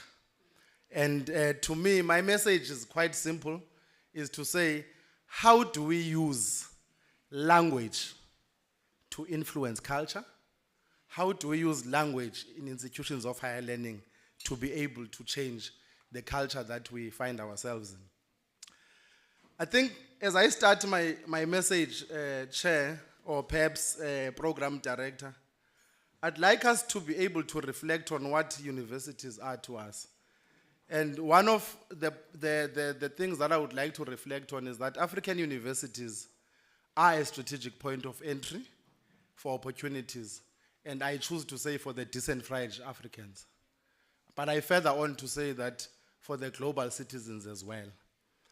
I believe that among others, they have a responsibility to contribute to the development of us as Africans, to be able to contribute and take the continent forward, particularly in the world that we live in, the digital age, the fourth industrial revolution, or Industry 4, as my others would be able to put them, in a quest to ensure that we contribute economically positively. In a quest to ensure that we positively contribute economically.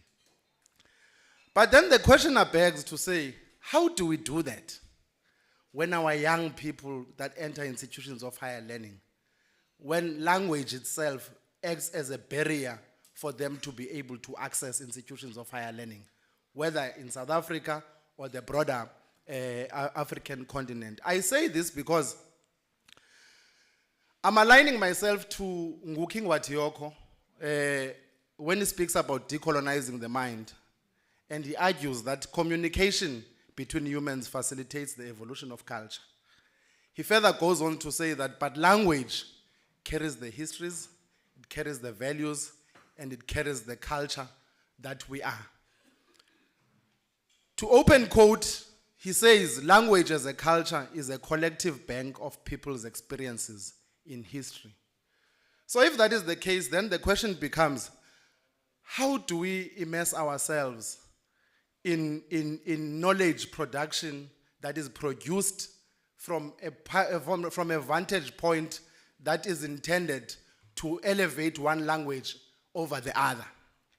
If the attempt is to elevate one language over the other, it therefore means that the histories, the practices, the culture, and all other practices that go with language, also they then subsume subservience to the one that actually is elevated.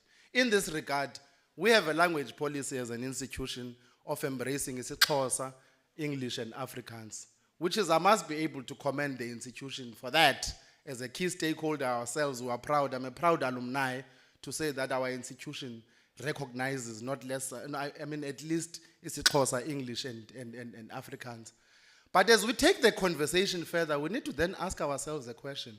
At what point do we start to re-intellectualize our languages into mainstream academia, into mainstream scientific research? Because at this point in time, 90 to 100% of research and publications out there, you will find them in English. But then we become comfortable as higher education, we become comfortable as training institutions to hide behind the cost factor of being able to start to use language as a tool to decolonize education. We then start to see disparities in terms of how each of us as universities implement this aspect. We then create excuses. But then the question is that, to what point are we going to continue to create these excuses? So my message today is to say that let us be able to, as CPUT, our partners, and all our other stakeholders, globally, African universities, let's pay attention to us being able to entrench the indigenous languages as part and parcel of the curriculum, or perhaps as part and parcel of how we deliver and how we actually transmit knowledge to our respective students in wherever they are. One may be able to ask, how do you do that? The first question is that, what stops us from being able to, as we embrace this multilingualism at this point in time? I want to make a practical illustration of me being a professor standing in front of students delivering a lecture in English, which is correct, it's not a problem. What stops a professor in a classroom when they are in discussions, that a discussion is allowed to be able to ensue in these multiple cultural, in these multiple languages for better understanding? How do you start to embrace that? But furthermore, how do we start then to decodify the content that is delivered and start to translate? It is not to say that when we speak of decolonization, it's only about creating new knowledge. Also, the knowledge that exists, how it is understood by young people in South Africa, the continent, and so forth, it becomes better understood when you read it in your mother tongue. That is how I understand it, and I think we have a contribution to make there. Therefore, I think that there is a need for us to really re-intellectualize the African languages, because I believe that they will be able to contribute to the knowledge community, and we can be able to leverage on technology, by the way. It is not to say that when we speak of institutionalizing our indigenous languages, they are foreign to technology. There is an opportunity to be able to leverage on technological innovation platforms for us to be able to deliver that. In closing, Program Director, because I was told I've got 10 minutes, I'm saving you 5, I only took 5. One of the things that I think is important for us to go back to, our beliefs as Africans. By Africans, to me, I think I also subscribe to the principle that I don't recognize race, we are saying Africa for Africans, Africans for humanity, and humanity for all and God for us all. That is the principle. It's not about the size and shape of your ears or the pigmentation of your skin. One, every individual has an innate integrity among them. The humanism part, how do we then embrace that? In our delivery as academics, in our delivery as university administrators, in servicing the student, how do we then ensure that the student, when they enter the corridors of any institutions of higher learning, they emerge out of there with an experience that they would want to plow back, like myself as a convocant, like myself as an alumnus. That innate level of integrity must be able to be harnessed among them. Two, everyone has a right and responsibility to make a contribution to society. How do you harness, how do you enable that right when we still would have an opportunity wherein we only allow a student to be able to express themselves scientifically, to express themselves in terms of knowledge production and research in a language that is not their preference, in a language that is not their mother tongue? How do we break that? We break that by being able to create that opportunity for them. The last one, which is the most important, it speaks to African unity. Collectivism, work that is done collectively, or work is done for us, or we should be able to work collectively. Apologies for that. We should be able to work collectively, but also embrace our individualism. But that our individualism must come from a principle to say that the individual is responsible for the group, and also the group is responsible for the individual. So I think, to me, Program Director, that is all that I wanted to share today. And I think I must be able to commend Madam Dean, the sterling work that you guys are doing as DSA in being able to create platforms of this nature. Before I chow all my time so that I don't get invited next time, I want to leave you with a quote that was that comes from Kwame Nkrumah, 1963, when he addresses the OAU. He says, "We must unite now or perish. We need to recognize that our economic independence resides in our African Union, and it requires the same concentration upon the political achievement." Meaning that our unity, it is not only on the basis of us being able to have similar ideological convictions at a political level, but our unity goes far and beyond the political organizations that we subscribe to or we support, and whatever the case may be. Our humanity and our unity is about us working together as Africans for furthering ourselves and developing ourselves to make sure that Africa thrives. I thank you so much.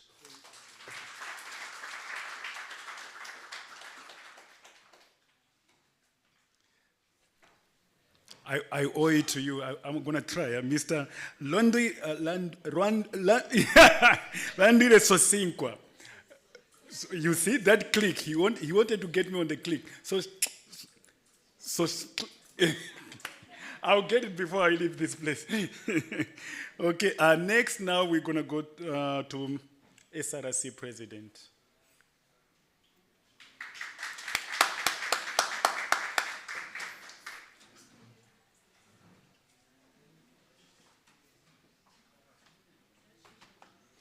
Okay, thank you so much, Program Director. Greetings to the VC, the TVCs in the house, the Deputy Minister, all diplomatic, the community that is in the house today, the SRC President, the President of the Convocation, and also the House at large. I greet you all by the manner that I was taught, by raising my right hand and say, Izweletu, Africa yetu, Nkululeko, Izweletu. Thank you. Africa Day. Today we're here to celebrate Africa Day. Africa Day is not only a commemoration, but it should be a reminder of the collective journey towards unity, progress, and also the prosperity of Africa as a whole. It is a celebration of a shared heritage and testament to the strength of our diversity in the continent. I want to also put an important, to emphasize on the unity of Africa.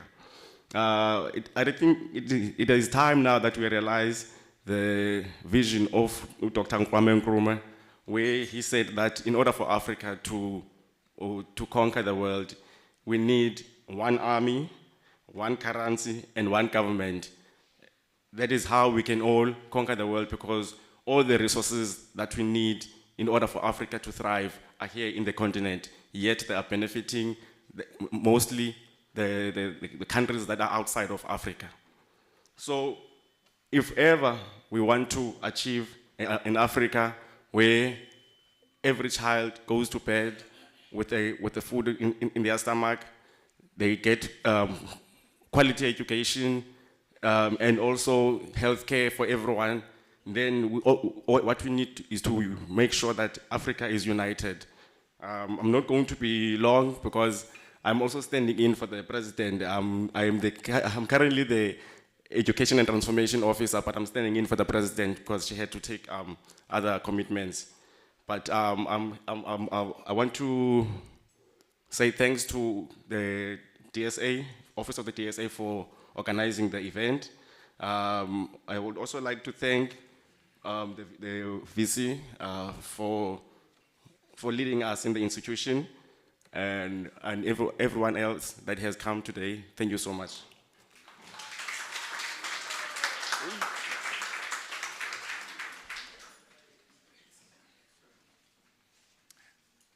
Thank you so much. It's not SRC present, as he said, but he's standing for her, so we thank you for your speech. Thank you. And now next is CPUT for Africa, sharing experiences of students and staff in a higher educational context. So we've got Kenya.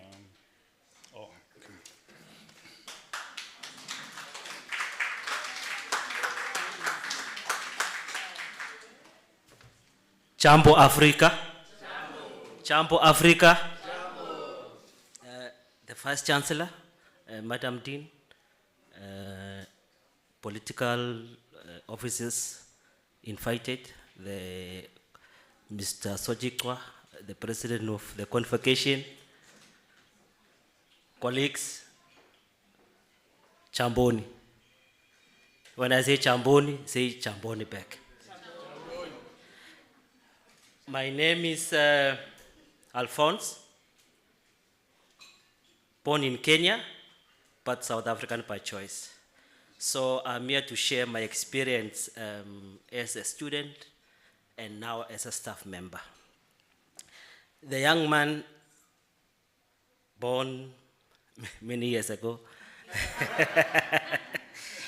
did my high school in Kenya, and finished, went to college, and then my father said that, my son, we need some income.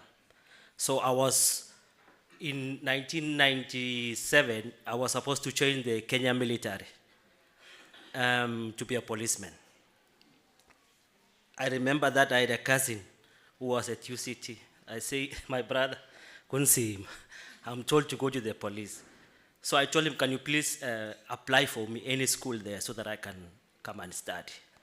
And thanks to CPUT for accepting my application in 2003. So I came here 2004 to study human resource. Fast forward, came to CPUT, went to the international office, and thanks to the international office as well for supporting international students. Because without the office and the office of the dean as a housing, you know, going to a country not knowing anyone is a challenge. I came here, I called back home. I didn't know that there is an international dialing number. You know, you must put +27. So every time when I call, I just call directly. Someone answers on the other side and speaks South African language. So it was a challenge. And then this one day, I got a phone call from my mother saying, Mtanam, ufikile? I'm like, I'm not fikile. I'm Alfonso. Following day again, ufikile, Mtanam. So it's only later that I learned that the mother was calling his son to say, my son, did you arrive? according to me, I'm saying I'm not Fikile because I knew that there is a name called Fikile. So that was a story that then I had to learn the language, admitted at CPUT, went to Catsfield residence, lived there for my entire diploma, finished my diploma, my PTech, met with, other colleagues, Kumani, former SRC member, assisting students. And I was interested also. I joined student politics, but I could not emerge because at that time my party was too small.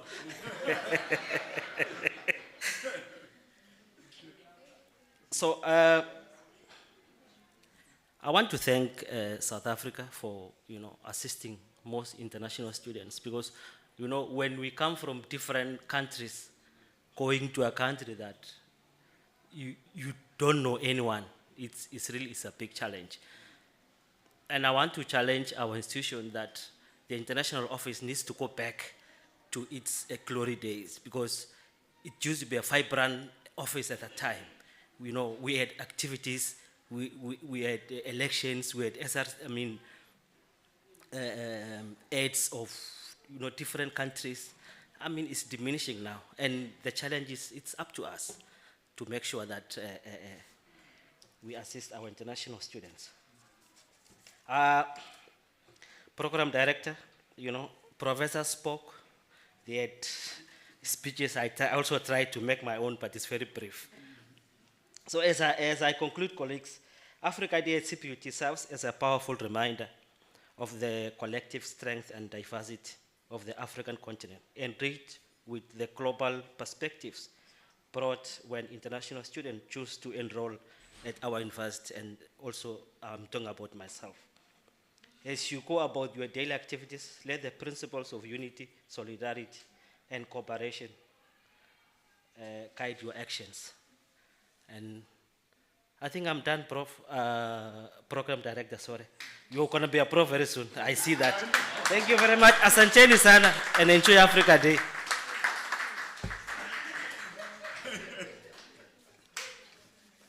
No, thank you so much. I'm sure I'm already feeling it after what I've received here. I'm going back as a professor. The knowledge was just too much. And they say, be an African you want to see. There's an adage that says, be the change you want to see. And for Africans, be an African you want to see. My brother there was sharing his experiences in South Africa. He's from Kenya. I spoke about how my experience when I was in Kenya as a student, and it was so beautiful. And it's good to see a brother also sharing the experience that he's experiencing here. When I came to South Africa, South Africans have been so good to me, so sweet to me. Like I said, that to the point that I ended up living my dream as an actor, something that I've always wanted to do. When you're in Malawi, you watch Sarafina, you watch all these movies of South Africa and with South African Hollywood superstars, and you're like, I want to be in one of those, I want to be in one of those, So you come here and I say, South Africa, thank you so much. And if you're experiencing a Kenyan for the first time, those are Kenyans. So there's nothing like second impression. Be the African you want to see. Those who are seeing a Kenyan for the first time, they are beautiful people like that.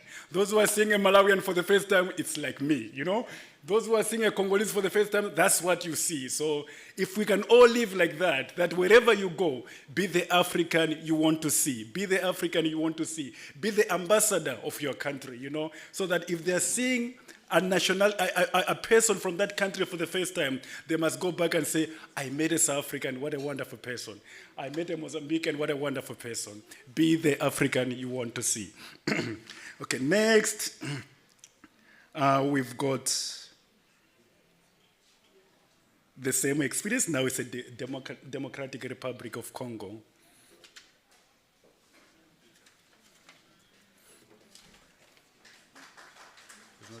They're clapping.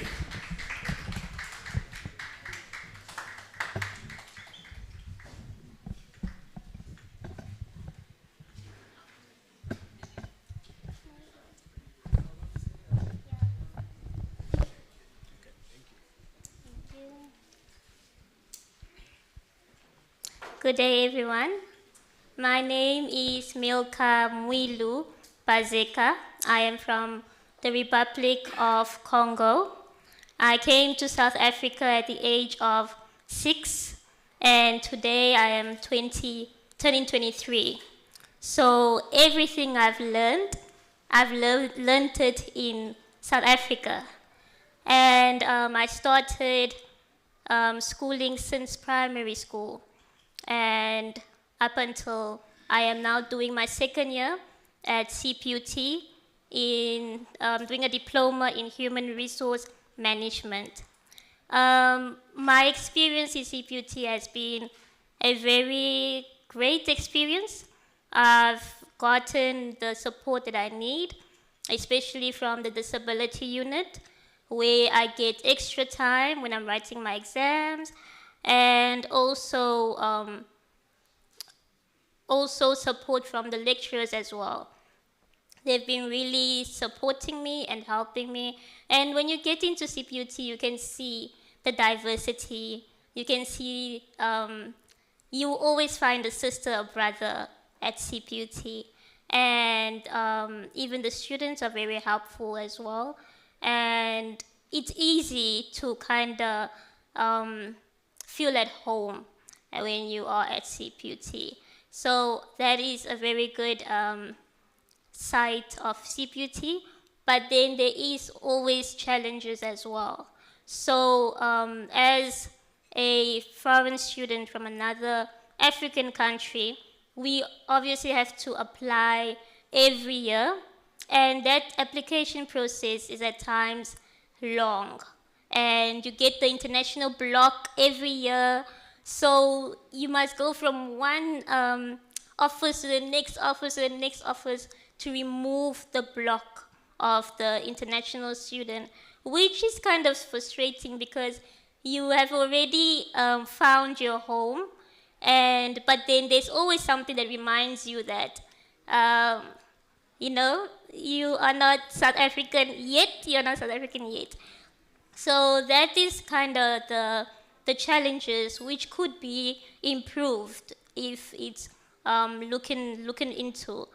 And as well as bursaries, we don't have a lot of bursaries as foreign students in the whole. Like, there are not a lot of bursaries for foreign students that comes from other countries, other African countries. So that is a bit of a challenge where in everything there is always challenges. And those challenges, if we look into it, it can be resolved. But in overall, I found my home at CPUT, and I've had a very great experience. And I'm honored to be in front of you today. I actually just came from writing an exam, and I rushed here. So I am honored to be here. Thank you.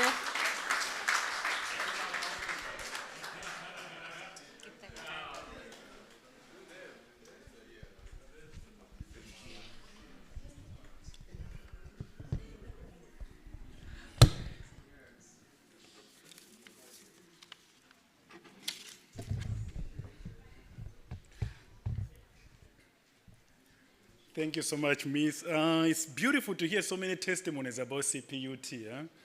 Really, you must be doing a wonderful job. And then now it's our director of CPUT Hotel School.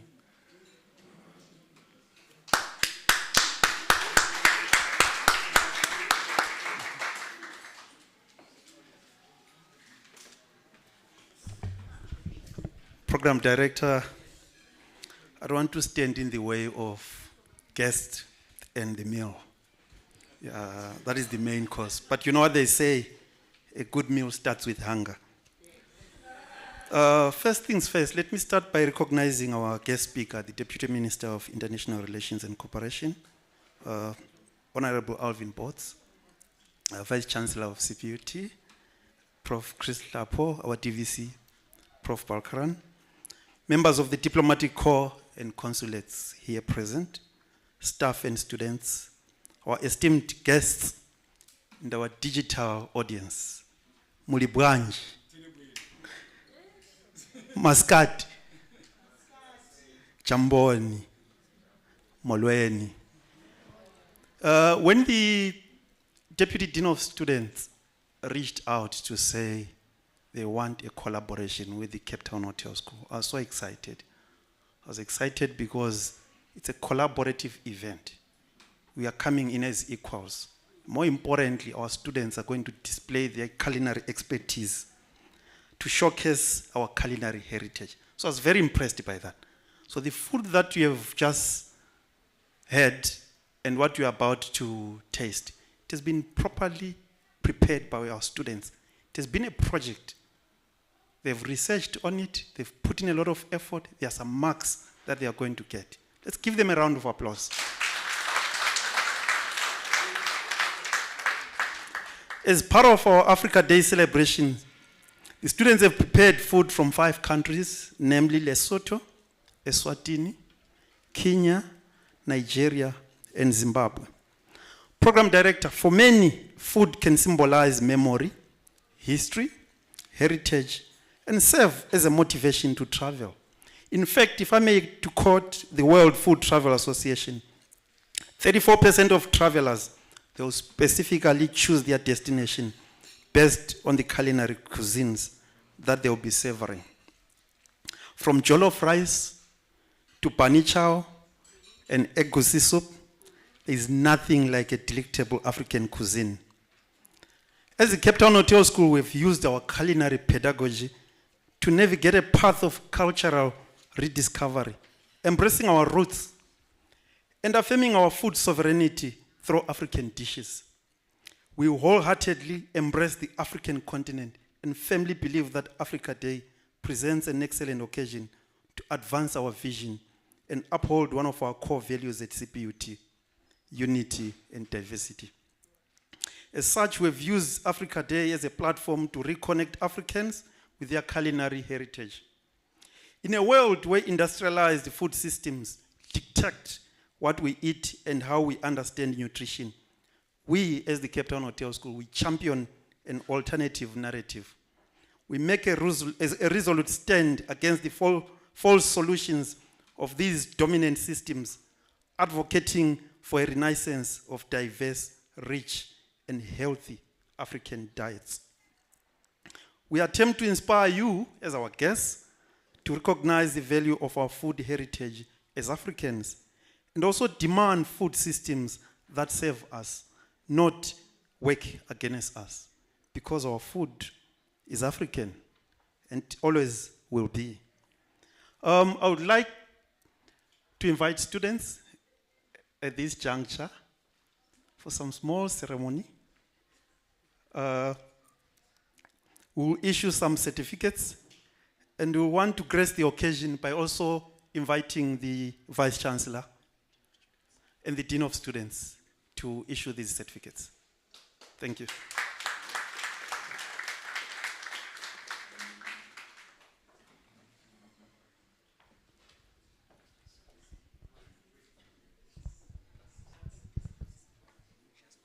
Okay. Okay. Ladies and gentlemen, these are the students. Sweetness Bulwana.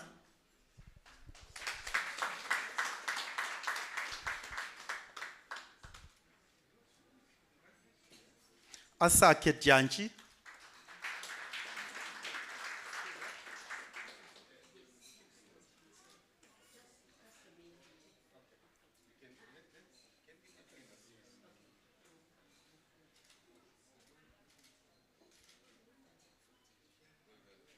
Sikole Tujele.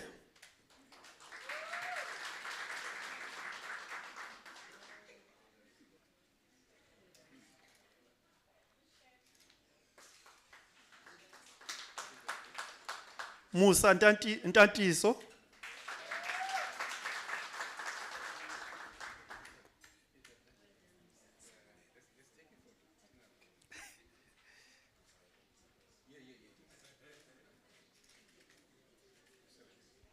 Mpho Tsotesi.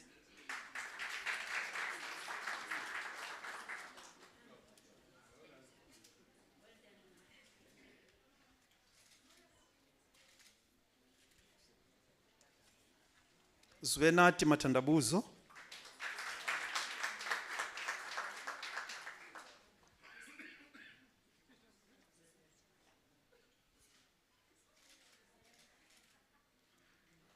Xoliswa Dlamini.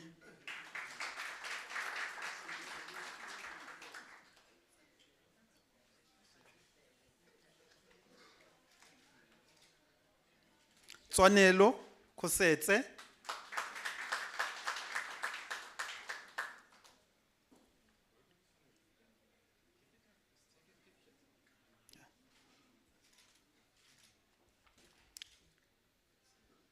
Andisiwe Mnyila.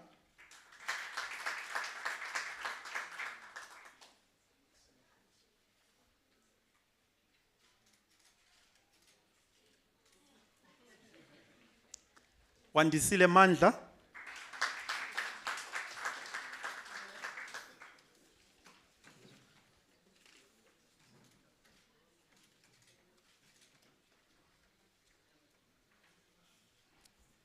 Ambesiwe Mesachwa.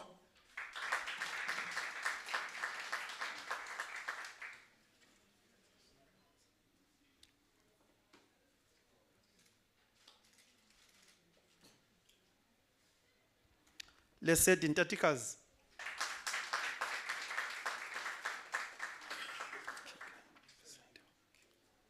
That's the last one.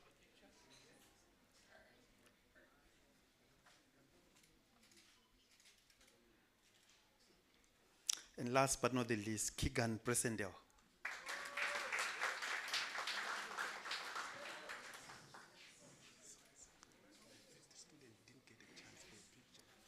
Oh, okay. Okay, thanks for that. Oh, you're saying the first student didn't get a picture? The first student, yeah. Yeah. The first one, this one.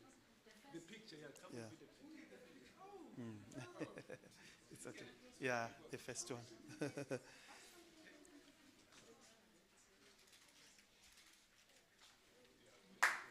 Yeah.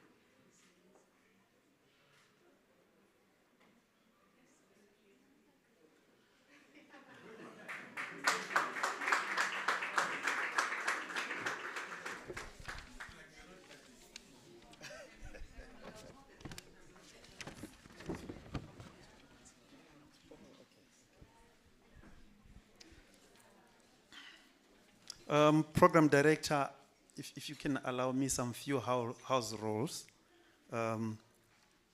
So our delegates are served that other side, and we want to proceed table by table, starting with the table for the Honorable Minister and the Vice Chancellor, and then thereafter we will follow, but table by table.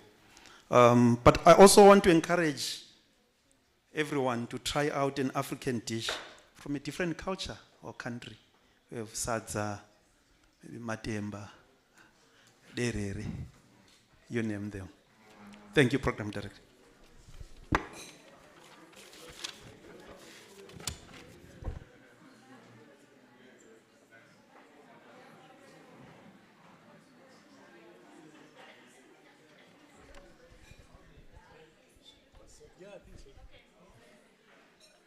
Okay, bon appetit. Oh, just 5 minutes. Oh, okay, wait, sorry.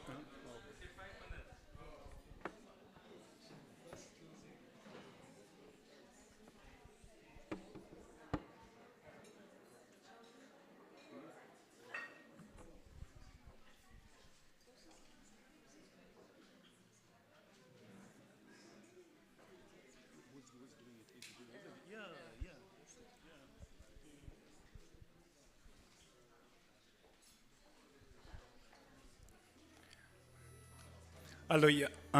I suggest that we can just take the closing remarks and then we wrap it up, then we eat, yeah. So I'm calling upon the Dean of Students Affairs, Ma'am Nonkos.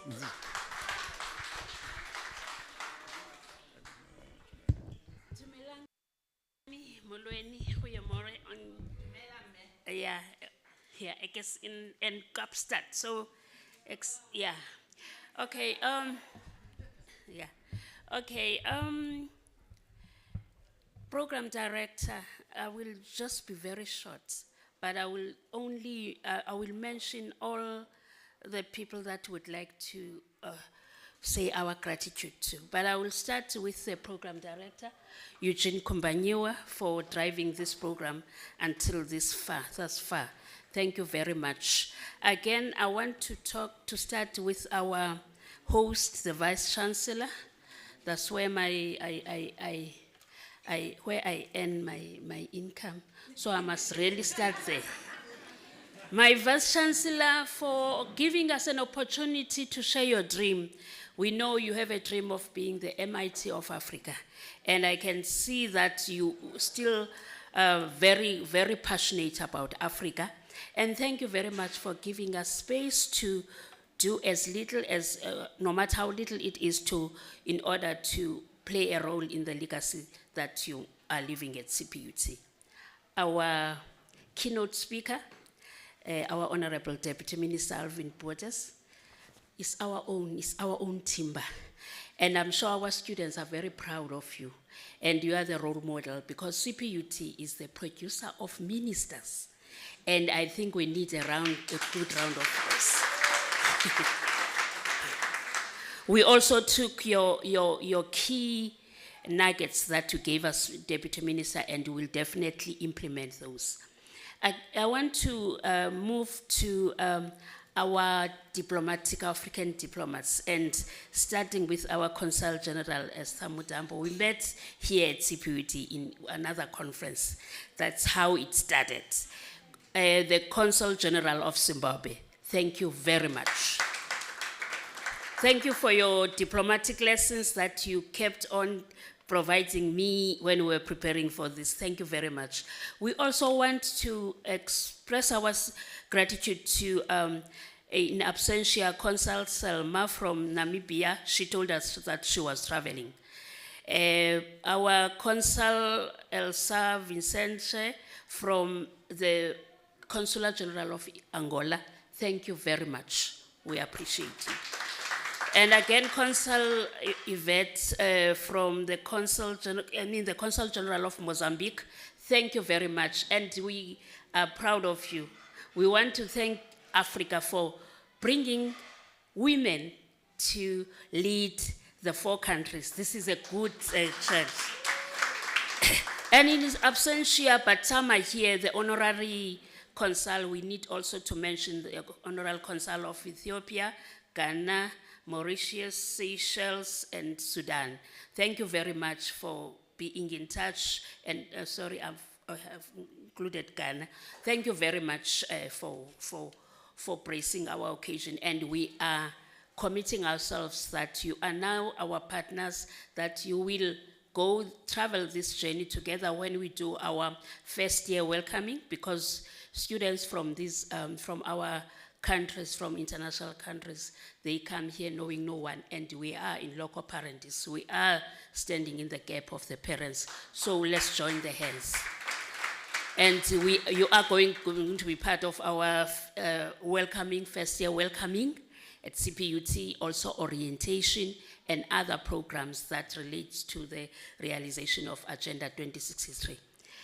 Again, I would like to also express our sincere gratitude to the president of the convocation, who is also a council member, but is always our support for student affairs. And Mr. Sotrikwa, Mr. Lwandile Sotrikwa, thank you very much for those wonderful words. Professor Balkaran, thank you very much for bringing, or also for ensuring that we have a faculty that is going to take the vision of our Agenda 2063 through your Faculty of Business and Management Sciences. We thank you for your presence and also for ensuring that you take one of your faculty to showcase that this is doable. And we saw it is doable. This can be part of the decolonization agenda that the minister, the deputy minister was talking about now. We are decolonizing our cuisine. We are decolonizing our SDG 1 and SDG 2 in order to talk to us. Thank you, Prof. Balkaran. Again, thank you, Dr. Oswald Mhlanga, for always be there for us for our partnership and ongoing partnership in quite a number of issues. And also thanks to our ETO for standing in for the president. I have seen both the central SRC and the local SRC, they are still here. I want to thank you, leadership, for leading by example. And also want to thank the student populace in particular. Last but not least, those are the people that are I'm going to end with those people that made it possible, that made this day a resounding success, is the organizers under the leadership of Mr. Njabulo Mapumulo and Dr. Amanda Ishmael, with their team that comes from all the departments of student affairs as well as students that are our student peer helpers and peer leaders. And again, they worked in close collaboration with Dr. Mhlanga's team from the Cape Town Hotel School. They work as a team in order to, thanks to Dr. Mhlanga and the Cape Town Hotel School. Thank you to our choir. This is a choir that is from student affairs, it's from students that are dedicated to music.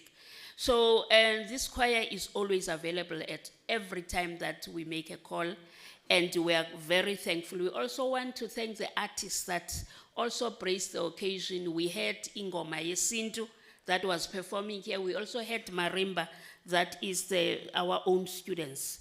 And I would love to thank our MCD that made it possible for us to link with the outside world. Everybody is looking at arts now, and they also made it a point that every communication is on point. Last but not least, to thank the audience, both here as well as virtual audience, because we have virtual audience, and we want to thank also Professor Sesante and Prof. Ngondi that had to leave for classes. And I will end my thank you note. And for those that I did not mention by name, thank you very much. I have seen you, and unfortunately I cannot read all the names, but thank you for being here. I will end by the first President Kwame Nkrumah of Ghana in 1963, when he said, "I'm not an African because I was born in Africa, but because Africa was born in me." And he further said, "The forces that unite us are intrinsic and greater than the superimposed influences that keep us apart. So let's unite as Africa." Thank you very much.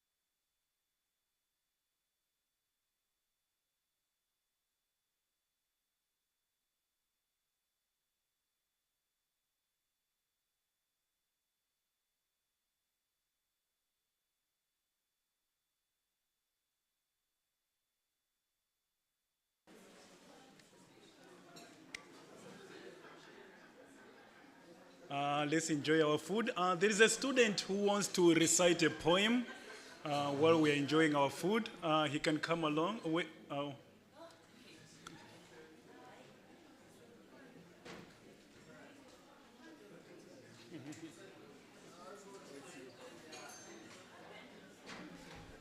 Good afternoon. I have been asked to read a portion from the iconic I Am an African speech by Thabo Mbeki, and it resonates deeply with our shared experiences and aspirations as Africans. I am an African.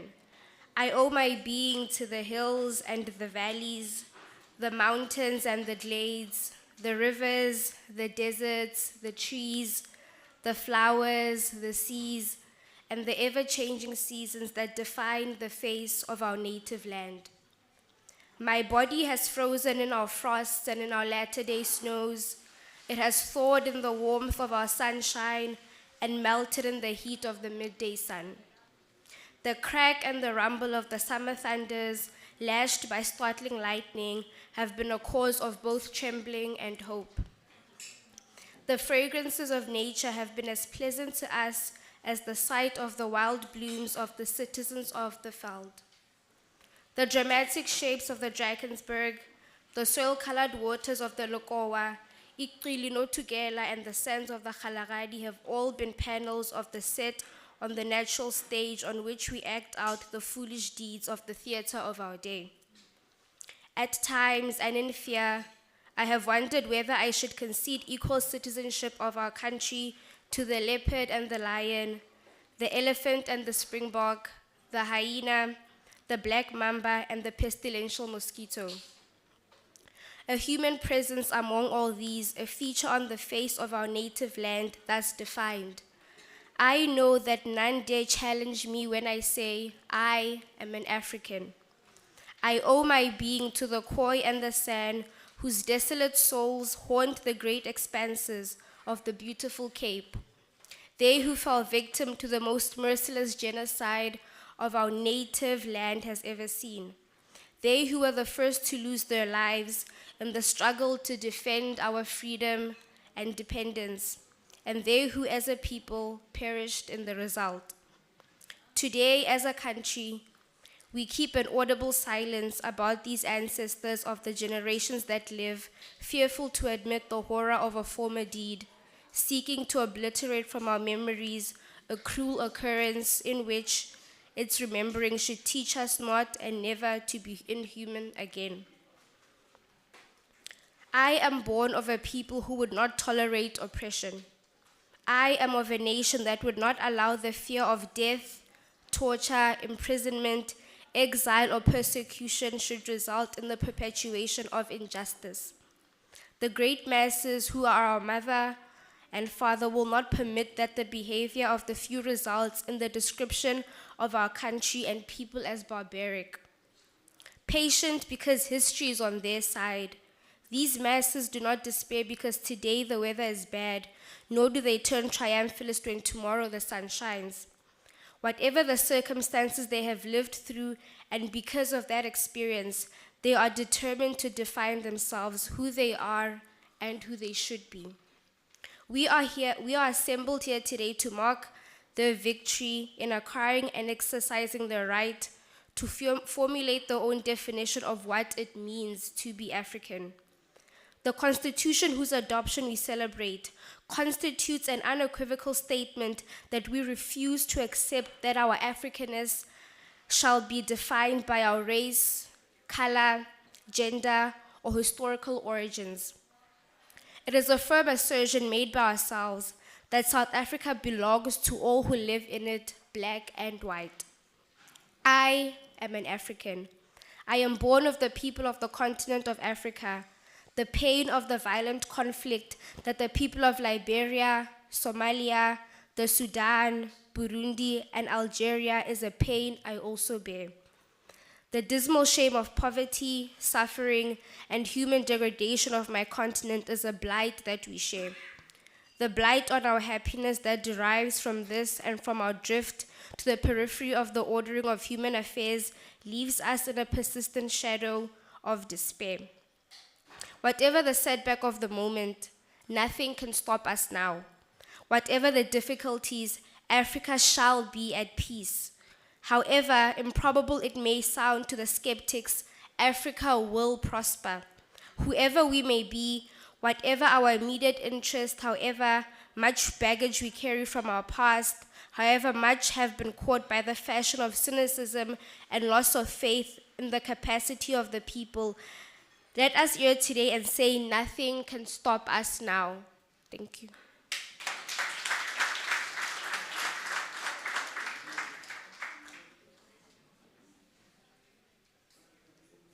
You know you are at a university when professors are sharing knowledge and then students just come and then it's knowledge upon knowledge upon knowledge upon. knowledge is just flowing. No, thank you so much, sister. That was powerful.